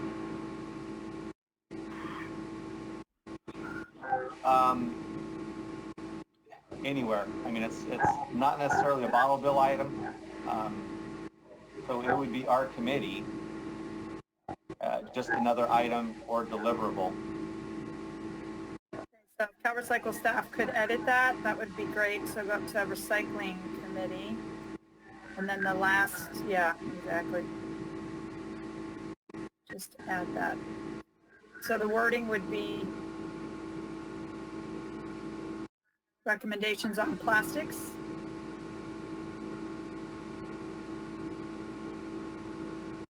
Is that right? Or did you lose them? Okay, we'll just, and then I guess, yeah. Oh, there it is. What's the exact wording you want there? Is it recommendations on plastics? Plastic recycling and policy. And policies.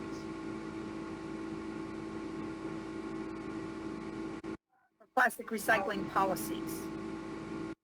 Okay, perfect. So those will come October. Yeah, we'll have to start looking at November 4th and seeing if the 4 hours will be enough. Okay, well, that's why we're doing this, to try and make sure we schedule these meetings for the right amount of time to handle the amount of policies we're going to have to consider, because it's going to get very, very busy in October and November and December. All right, well, thank you very much. So with that, we can turn it over to our next committee chair. How about we turn over to Chair John Davis on market development, and then after that, to Chair Potashner to talk about organics. Yeah, so Market Development Committee meets on Monday, the 21st at 9 a.m. for 3 hours. We have not met since the last meeting. The agenda for the 21st meeting includes 3 presentations, one on the state agency buy recycle campaign, another on the recycling market development zone, and as Kate Wilkins mentioned, solicited areas of questions or specific focus from the committee members to help guide those presentations. We also have a presentation from the American Forest and Paper Association, and the focus there is on recovered paper infrastructure in California and also potential opportunities for recovered paper in California. So the committee is working using subcommittees, 2-person subcommittees under Meg's team. One of the subcommittees, Commissioner Medrano and I, are focused on programs that were identified at the first committee meeting, and trying to begin to craft recommendations addressing those specific program focuses, and then trying to avoid what we're hearing from the other committees in duplication. And the second subcommittee is Commissioner Toyota and I, we are focused on the goals that were identified by the committee beginning to craft recommendations for the goals. I'll await the presentation on the next agenda item. The format should be because what we're looking at doing now is to bring those forward recommendations to its goals and program and to begin to slot those into 4 statutory areas that are up on the screen that comprise market development goals for statute and what we're required to respond to. So as far as future discussion items, I think we've received referrals now on carpet and C&D items. The carpet, I think we have comments and the carpet is an ongoing program that's established as an EPR program. I think it merits maybe a deeper dive, and most of the comments relate to the lack of collection, sufficient collection to drive program performance. So I think that's a very specific focus to be discussing at a future meeting. I would also note that we've been along with Commissioner Sanborn and Osagura from prior action of the Commission. I've been working with Frank Farrell at the Greater Stockton Chamber of Commerce around the BIM Summit, Build Infrastructure Summit, which is scheduled for October 28th. And we're going to focus on paper opportunities and what are the obstacles, what are the opportunities to use larger scale paper processing in California. And the second focus would be on organics. But that's going to be October 28th in the morning. Online, no charge. Start to publicize that. Update this spreadsheet because we referred several comments today to this committee on C&D materials, the asphalt shingles, the wallboard. Yeah, I think I don't think we had C&D on the list. We've also received referrals on carpet. I think we should put C&D in the carpet. Recommendations and carpet recommendations. Yeah, carpet, asphalt shingles, and wallboard. So we'll be taking all those up. And can we add any dates on when things are coming to the commission, since we're already at the second and last meeting of September? And yeah, well, we have the October 7th for our anticipated return. So we're going to have recommendations from the subcommittees to the full committee on the 21st, which should allow it to arrive here on October 7th. so for the other 1 through 5, you think they're all coming October 7th? I think we're going to have 5's going to be later. So I think I wouldn't want to guess right now. If we're only going to meet once a month, then it's going to be November before we bring 5 forward. We'd have to discuss it in the committee to accelerate our meeting schedule. I would encourage the committee to consider meeting more in order to stay on schedule, or I'm afraid we may not meet the deadline for January. Okay, great. Well, is there anything else you wanted to share? Is that it? We've updated the spreadsheet, so we're good. Okay, great. Thank you very much.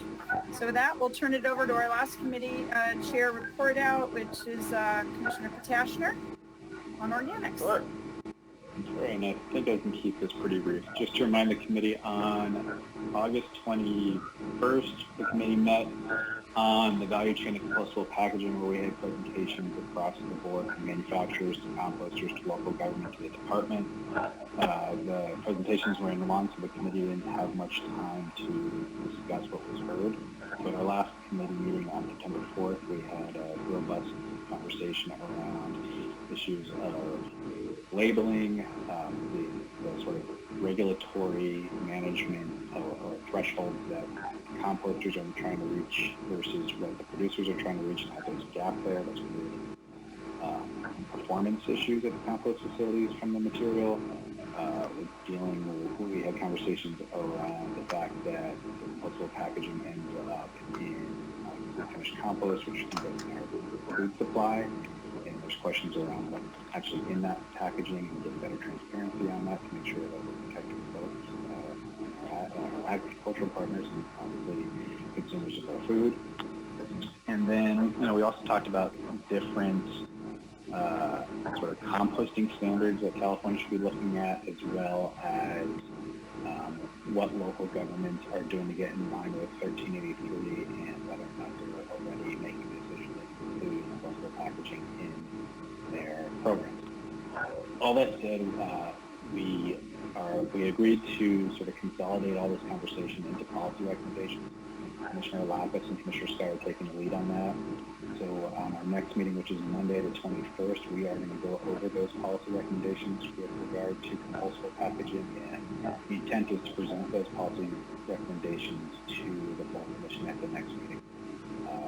After that conversation, we then delved into food recovery and food waste prevention, where we heard from the department, also from the city of Oceanside, who are running a wonderful local program, as well as a nonprofit called Food Forward in the LA County area that's working with local markets and farmer markets on food recovery.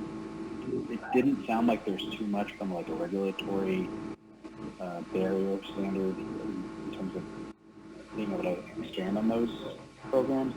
It's really about resources and funding. That said, we're going to try to incorporate what we think we should into policy recommendations as well on that item. So I think we could update the spreadsheet here. So at the next full commission meeting, we should be able to have policy recommendations for both impact and compostable packaging and food rescue.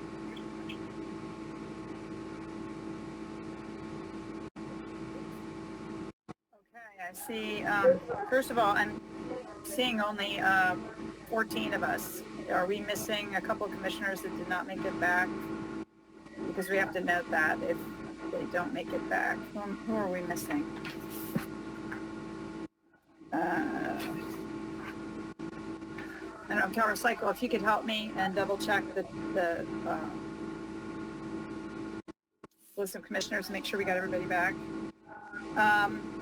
Okay, so with that, and then lastly, the only other issue thing I want to flag is at the next meeting beyond going over the policy recommendations, we're going to delve into infrastructure, we're hearing from the department, and then some local Neil Edgar from Edgar and Associates and the Compost Coalition on barriers around permitting and construction of compost infrastructure. A lot on your plate too for that committee, so thanks for taking that on. I was watching the 1383 hearing, I think it was, and it was just a lot of stuff going on there, a lot of concerns. Commissioner Schneider. Okay, 3 quick questions. Is the compost committee also looking at biodegradables that could be a contaminant to anaerobic digestion systems? That's question 1. Question 2, because we talked about RMDZs, that they get a lot of the attention of where to site businesses. If your recommendations include citing of more composting operations, I am hopeful that you won't have to be an RMDZ to be on the list to be able to create those facilities. I think those are my 2. There's a 3rd, but I'm going blank. But thank you. Okay. Oh, I know what it is. And are you looking at, if it's compostable food, takeout food packaging containers, are the poly-coated liners a problem, and what your recommendations might be? Sure. So let me take those one time. So the first around AD, the ability for this packaging to perform in that. We did hear from LA Sanitation as they're doing a pilot right now with the residential programs with Navy facility in Los Angeles with CR&R. We didn't get too much into the issue around packaging and performance with that pilot. I think it's just begun.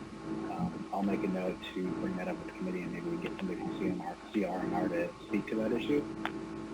The second one was around, sorry, I know the third one was poly-coated, and that has been brought up by composters, and that will be a conversation from Monday. Sorry, Anna, I just blanked on what your second one was. That's okay. The third one was if the recommendation is there should be at least one composting operation per county, that it's all not funneled to the market development zones. Sorry, RMDCs. Yeah. So that, again, infrastructure is something we are going to be taking sort of a fresh look at the Monday meeting, and I'll make sure that that is part of the conversation. And I know I mentioned it early on, but the Blue Line transfer station in South San Francisco, South City Scavengers, uses an anaerobic digestion process that cannot handle materials put in biodegradable plastic bags. But because of our proximity to San Francisco, where it's acceptable, it becomes a bad contaminant problem. I'll reach out to Doug Button over at South City to see if we can get some more color. Excellent, thank you. Yeah, and he could submit comments too. I mean, since he's got a relatively new facility, that'd be good to hear. I have tried to, I think all of you who are operators, it's day to day with COVID, so I am trying to.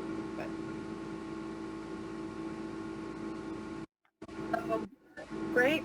A lot of work being done in the organics as well. Thank you so much for all of that and the report out. And Monday's going to be a busy day for a lot of the commissioners on these committees. So I guess at this point, we're actually running early. We can go ahead and move to agenda item number 7, unless I see anybody say otherwise.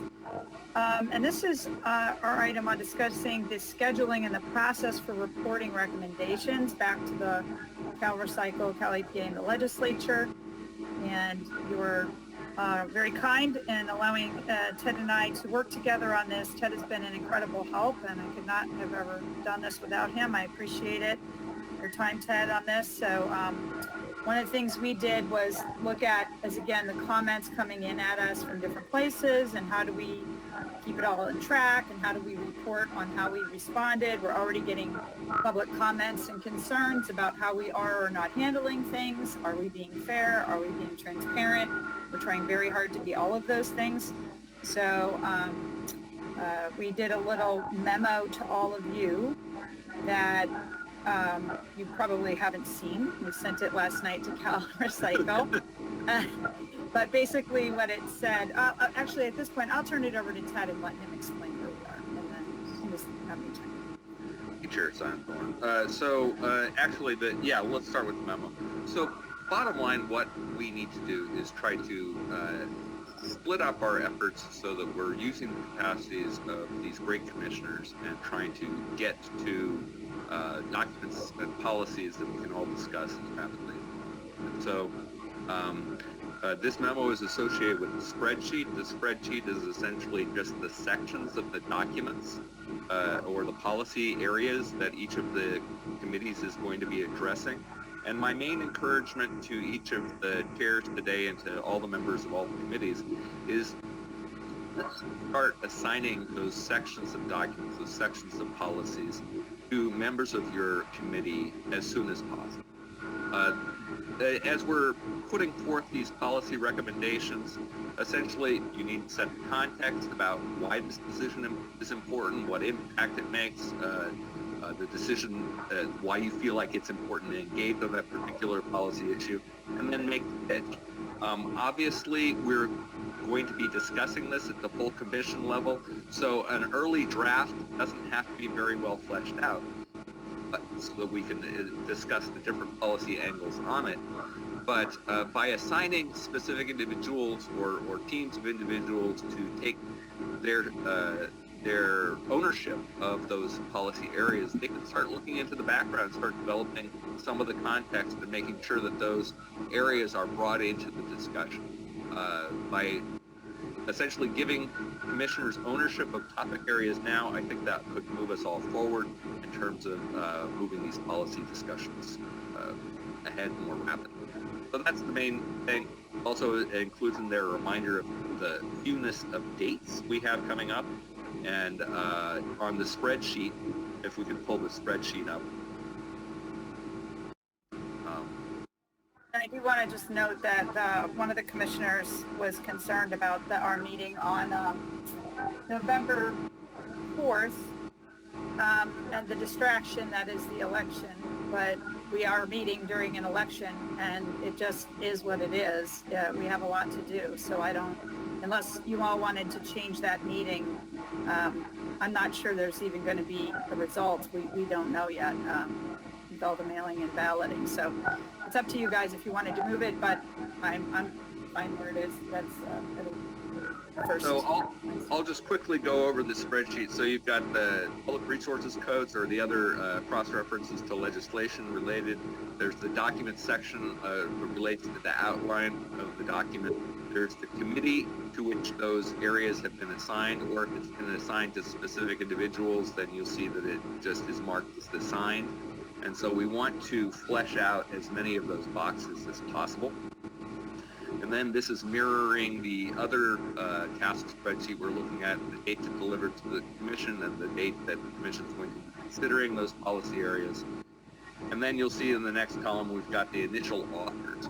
That's really what I'm asking the committees to do, is to try to assign those initial authors so that they can start taking ownership of those policy areas and start drafting the context and importance areas for those policies. That's it. That's what we're going to track. That's the pitch to you today. And I want to emphasize that because the committees are taking responsibilities of these areas of the documents and these policy areas, they're yours to restructure as you think it's most coherent to tell this. These are such complicated areas with so much to consider. Clarity just couldn't be more important. And so if there's a clearer way you can describe this issue, then please do so.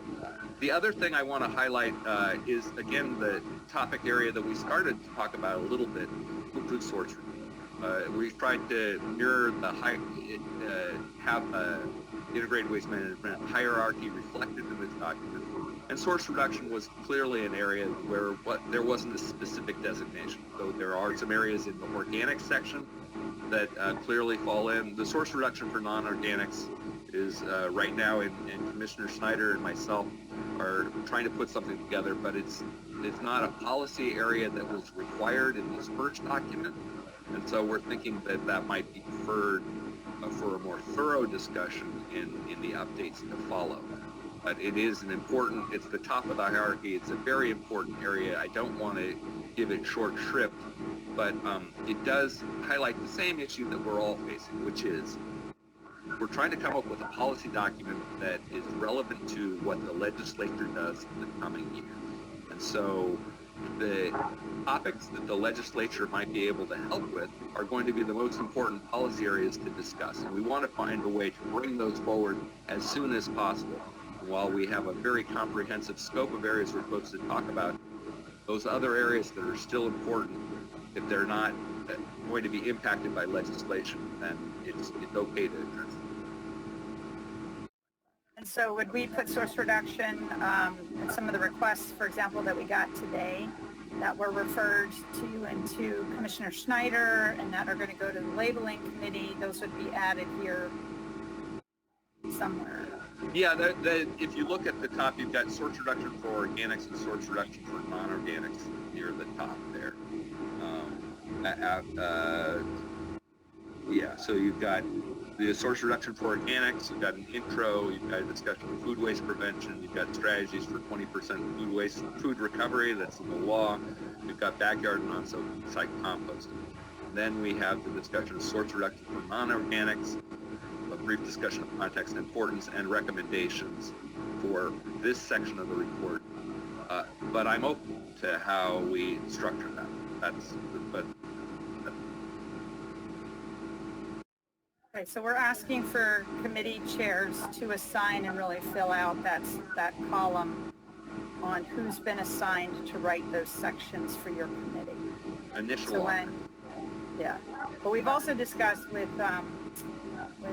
Commissioner Dell, who's already done some policy proposal PowerPoint for her committee and her issue area, that and Ted and I agree that we not bring, when we bring the proposal initially forward to the commission for discussion, that we not necessarily have the exact words for our approval to put into the report, that we discuss the context of the recommendation and why the committee got there and all of that. And then once the commission has had feedback to the committee can then take who's been assigned to write that policy and put what the commission has directed they want in the policy into words to come back to us.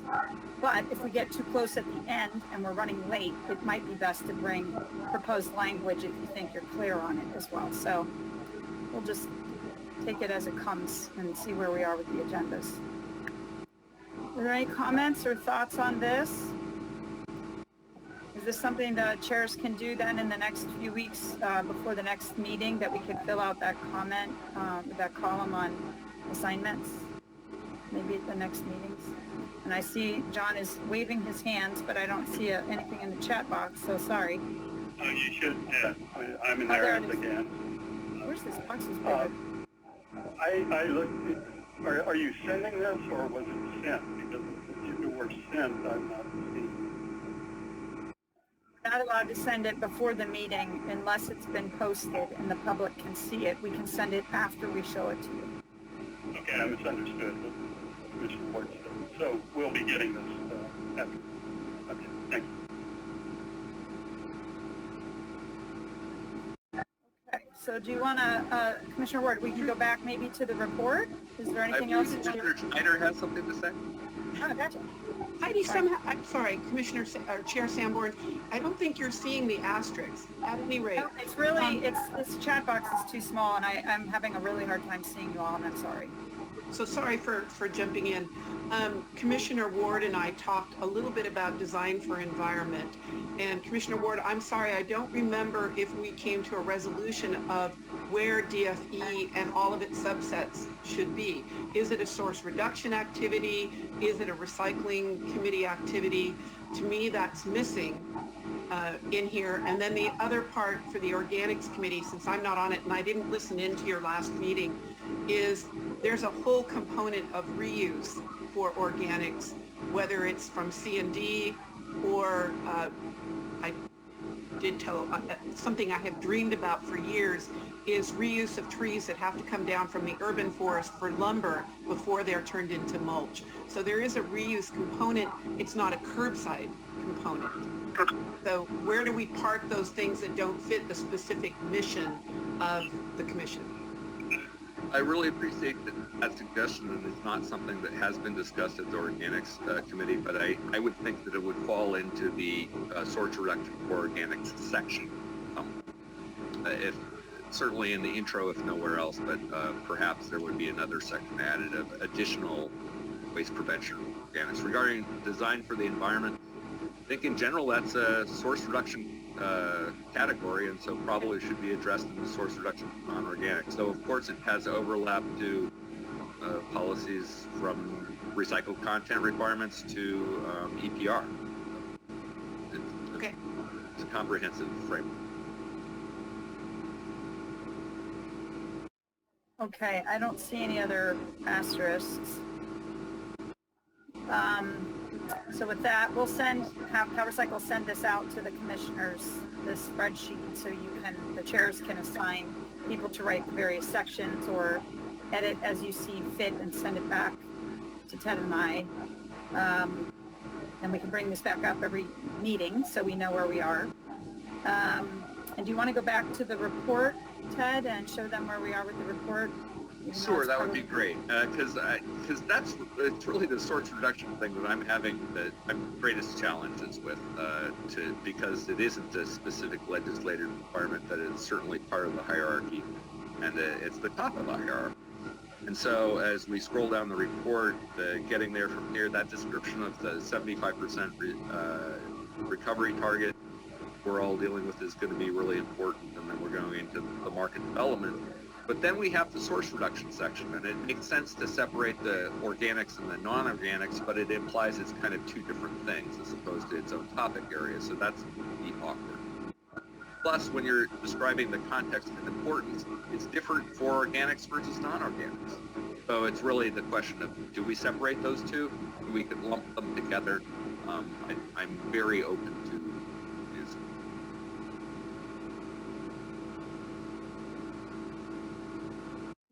Thoughts or input, or this is not the last time you'll see it. You'll see it at every meeting from here until the end, and Ted and I will just keep plugging away and adding to it and bringing it back to you. And if you see anything that you want changed, please let us know right away. And hopefully the public can see it, you know, in real time as you do, so there's no secret as to what we're going to be reporting on. January And 1st. in the future, this will be more fleshed out. I've already started drafting some of the sections that we're responsible for, and the intent is that we bring it forward. But I really want to focus these discussions with the full commission is how do we make the next bit of forward progress? And at this point, that's assigning initial authors.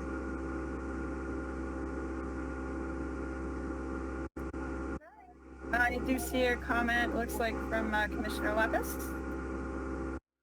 Just a minor suggestion, but under the sort reduction for non-organics, I think reuse is the big thing that should be listed there. And both, you know, to Miriam's comment earlier about the Berkeley ordinance, the cool thing I really like about the Berkeley ordinance that I would love for us to recommend is that dine-in is served on reusables. It's not just about takeout. That's a source reduction strategy. And then we've had a few comments from Karen McNamara about bottle washing and that kind of reuse as well. We've had comments from the right to repair folks. I'm not 100% sure that fits into the curbside recycling, but it kind of does. That's also in the reuse category. So I thank you so much for that, Nick. And I'm curious as to how much the commission wants to see this section fleshed out in the first report. We all know it's the top of the hierarchy. I don't want to give it short shrift, but at the same time, we've all got a lot to do. So just wondering. My preference would be we at least list it, and if we don't get time, we say we didn't have the time to finish that section, but it's a placeholder and to let people know that we did acknowledge it's there. At least. So those are good suggestions, Nick. Thank you. Commissioner Snyder? To me, that a lot of what Commissioner Lapis just said, it's a subset of bulky goods collection. And my guess is the commission was really just looking at what was in the blue bin.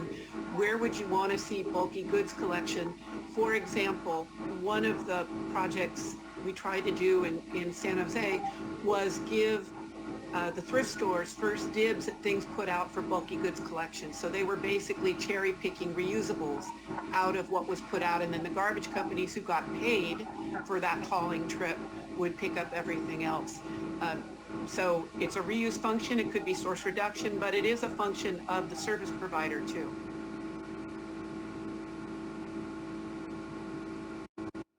And that also, remember the early discussions of adding textiles to curbside. I represented the three big reuse companies in San Jose when I worked for San Jose, and when the city added textiles to the curbside program, that hurt Goodwill, Salvation Army, St. Vincent de Paul. So there's a different part of the infrastructure in there. Okay, and I think Commissioner Davis also had a comment. Just quickly on repair, I think it's a distinct subset on non-organics, and it's not just electronics. It can be clothing, it can be appliances. So I'm not sure where the recommendations are around some of those. When you do fast fashion, that there's no repair, something that disintegrates after 5 or 6 washes. So, Well, we're immediately repair is a broader topic. We're immediately getting into the very weeds that I was talking about with regards to collection, because of course reuse, repair, restoration, rescue, they're each different beasts, and they'll have their focus areas, and so it's an elaborate topic area that generally is underemphasized both in terms of programs and in terms of legislation. So it's just potentially a big thing. And I just wanted to get feedback from the commission. What I'm not hearing a big difference in the direction that we started talking about. So right now we still got organics and non-organics separated, and they've got these two sections. Still open to feedback as you continue to think about this. But in your individual committees, if you've got a reuse, repair, source reduction angle that you want to make sure that gets included, make sure and flag that so that we. What I heard was we could add a subset under the non-organic source reduction for design for durability, repairability, refilling, and making sure textiles and bulky goods get addressed somehow. I think what we can do initially, without a doubt, is at least include an initial discussion of the great variety of waste prevention programs and strategies and how important they are, and that we'll be talking about them further. I'm sure that we can get that far in the initial report. Okay. Good. Yeah, and if we are going to have discussions like on design for durability, repairing, refilling, all that, then somebody in the, I mean, we should have assigned those to committees at this point, or to make sure that there's some proposals coming.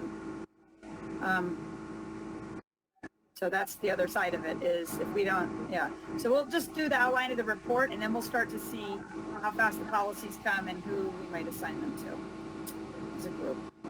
Okay. Thanks a million, Ted, again, for your hard work. We'll spend more time on this the next couple of weeks and bring it back on the October meeting, the next meeting. Thanks again. I don't see any other comments from commissioners, so I think we can proceed on to agenda item number 8, which is the review and update from CalRecycle on legislation. And this is where we can discuss the bills, what's on the governor's desk, what didn't get signed or vetoed. We'll turn it over. I think, is Mindy available? I'm available. I'm sorry, I'm still learning to go to meeting. Hold on. Okay, here we go, I think. All right. Hi all. Well, last time I gave you an update on what passed and what didn't pass, and you guys had a couple of questions on 1363 in particular. Sorry, 3163 in particular, which was a solace bill. And that bill, I mentioned it because it does have some implications for solid waste permitting and what we do at CalRecycle. But essentially that bill is intended to incentivize biomethane, and it allows feedstock to be considered, it defines biomethane and allows feedstocks including livestock waste and municipal solid waste to be considered biomethane. A challenge with that is that in our world, if you use those feedstocks, you are now a solid waste facility, and you would need to get a permit. So again, it's because statute defines transformation as several things except for biomass conversion. And then biomass conversion is considered the conversion of certain feedstocks, and there are 5 of those. Does not include these 2 new components that were added by statute. So even though in other statute it's going to be considered biomethane with those 5 feedstocks plus the 2 new ones, so those 7 feedstocks are considered biomethane, it's still going to be considered solid waste from our perspective. Does that make sense? And it's not good or bad, it's just, I don't think that folks intended to have that implication for this bill. And anyway, it's just letting folks know. The other thing is that for purposes of 939, any materials going through that pathway would be considered disposal and not considered a recycled material. Again, this is just because of the definitions and statute and whatnot and how you track that. So the implication would be that we're incentivizing biomethane, but that's actually incentivizing an activity that's considered disposal in our world. Again, I don't think it has a huge implication because we're not aware of many biomethane facilities right now, but it is something as California tries to move in that direction, we would want to resolve in some way to make sure the statute is consistent. Did this bill get signed, or is it sitting on the governor's desk? Sitting on the governor's desk. As far as I understand, unless I'm missing an update this morning, all of our bills are sitting on the governor's desk. And those include 793, which is the minimum content standard bill by Assemblymember Ting, 8107, which would take the quarterly report under that same program to twice annually instead of 4 times annually, and then also 2287, which would extend the timeline for your work in addition to other things.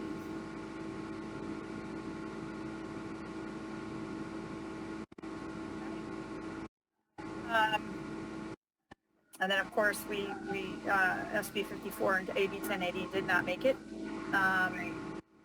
So that was a big piece of information, short by 4 votes is what I understood. Or at least one of them was. Well, yeah, yes, because they did come up, but the bill 1080 was on this, was back for concurrence in the assembly. And at the end, it wasn't brought up again. And I think before the call was last lifted, it had 38 votes. So it never got brought up again in the wee hours of the night. So it failed passage.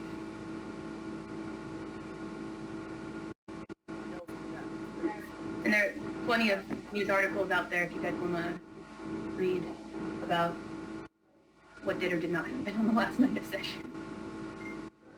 Were there any commissioners that had any thoughts, questions for Mindy on the legislative session? Implications for the commission? It looks like, Kobe, you don't have a question anymore, so unless there's any further discussion here, we've heard all there is to know, and they'll just let us know at the next meeting what gets signed and what doesn't, and any implications for the commission. Oh, John, I see John Davis.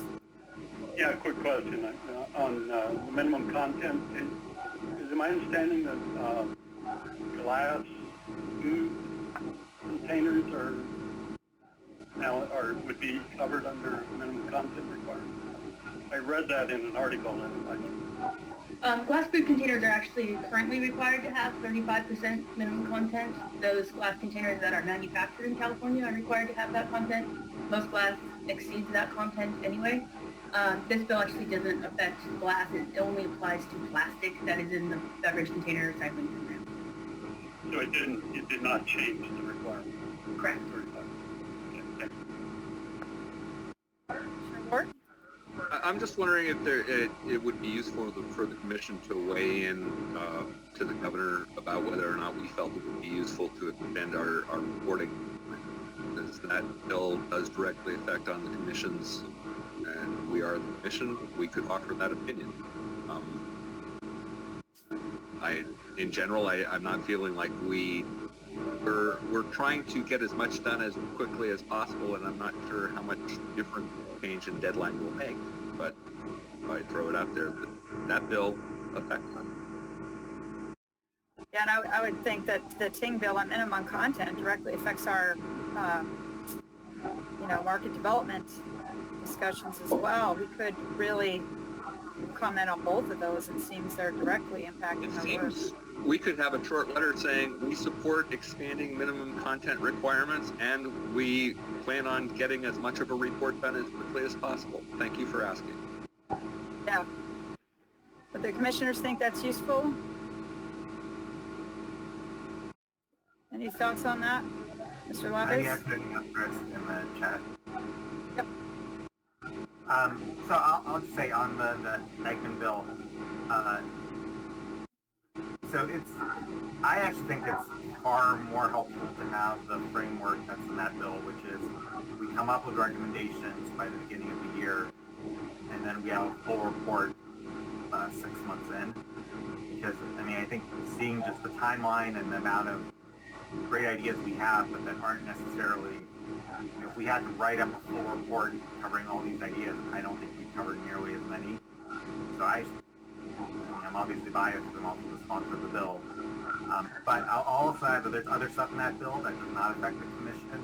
And so I would very strongly prefer just not to suggest anything but a signature if we were to send a comment.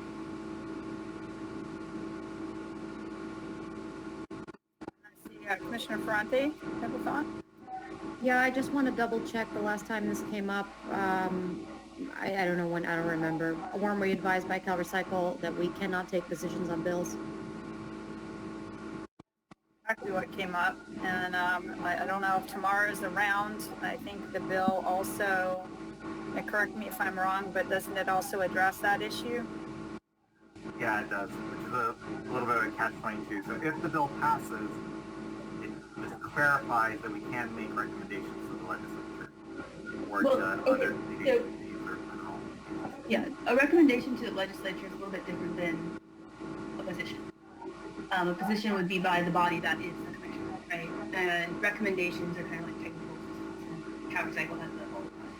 I think we need to clarify where the recommendations are going to the commission and where they're coming from CalRecycle. And be very, very clear about that. But, and the other thing is, our recommendations within the administration are always confidential. Anything you guys do will, of course, be public, which makes sense. So, but we very much need to distinguish between what is the position of the entire commission, the position of each individual organization, and then / stakeholder, and then the position of CalRecycle in the administration. And I think that's where Tamara would be better at explaining what the parameters are in each of those sections. Again, a recommendation to the legislature is different than a position on legislation. My recommendation is because the bill hasn't been signed and we were told before we should not weigh in and we don't have the authority to weigh in on legislation that's pending, but that would change if the bill passes, that individually we consider, if we were interested in supporting the Eggman bill section that relates to the commission, that we individually send letters. I know I've already individually sent a letter on the Ting bill, and that's just something we can all do. And it is with our other non-commission hats on. But if we do it as a commission, I think that gets into funny territory right now when the bill hasn't been signed. Isn't that correct, Zoe? I just, Tamara provided an opinion on this and sent it to y'all, and I just encourage you to take a look at that and then proceed as how you see best fit. To Mindy's point, I think, it's just being really clear that the commission's an independent body that doesn't represent the views of CalRecycle, and, just moving forward as you see fit, given the legal opinion that Tamara's advised. Yeah, I can tell you I would not be comfortable as the chair signing onto a letter that we were told we're not legally allowed to sign, really. So I think we ought to just consider, individually weighing in on these bills. And then if the Eggman bills pass, then hopefully next year we can do this more directly from the commission to the legislature on bills pending. Is there anybody else that wanted to speak to this or have a thought on that? Okay, I don't see any. So with that, I think we'll thank Mindy, and if any commissioners wish to weigh in on these bills that are on the governor's desk, now's the time. Be individual at this point. Okay, so we'll move it on to agenda item number 9, which is a presentation and discussion on the Basel Convention, which we have delayed, as Vice Chair Valle mentioned. Hopefully we'll hear from Jim Phuket and others on this issue at a future meeting. So item 10 is items for future meetings. Our next meeting is October 7th, and basically at this point, the way I see it is we're going to be doing more and more policy review and discussions like we did today from the recycling committee. And you're going to all be meeting between now and the committees and the next commission meeting. So there should be a lot of healthy discussion at that next meeting, and I'm trying to, make as much room as possible for that. We did discuss the last meeting when we were lucky enough to have Liliana come from Assemblymember Eggman's office. I'm reaching out to them to see if we can schedule them again sometime in November. And if anybody has any thoughts on the date or when, let me know. But that was the only other thing I have in the future, except for the basal cell, that's cancer, the Basel Convention item. But is there anything else you would like on the agenda for next meeting outside of just making all the space for these policy discussions? update on legislation and the standard stuff. Any other thoughts? I don't see any hands. I don't see any asterisks. So I guess if there are no other suggestions, I'll just work with CalRecycle and the vice chair, and we'll get that agenda ready for the next meeting, and we'll leave most of the time for the policy, which means it could be in the public comments, you might have like 45 minutes per committee, which would give you time to really dig into some items, and I hope we can start doing that. Okay, so I guess with that, I'll just close out the meeting, and we'll leave it early because we all have a lot of work to do outside of the commission. Thank you all again very, very much. What a wonderful meeting to show all the hard work that you're all doing in the committees. And I want to thank you all very much. Thank CalRecycle for their support. And we will see you back here again October 7th, 8:30, ready to go to have a full 4-hour meeting, I'm sure. Thank you all again. And this will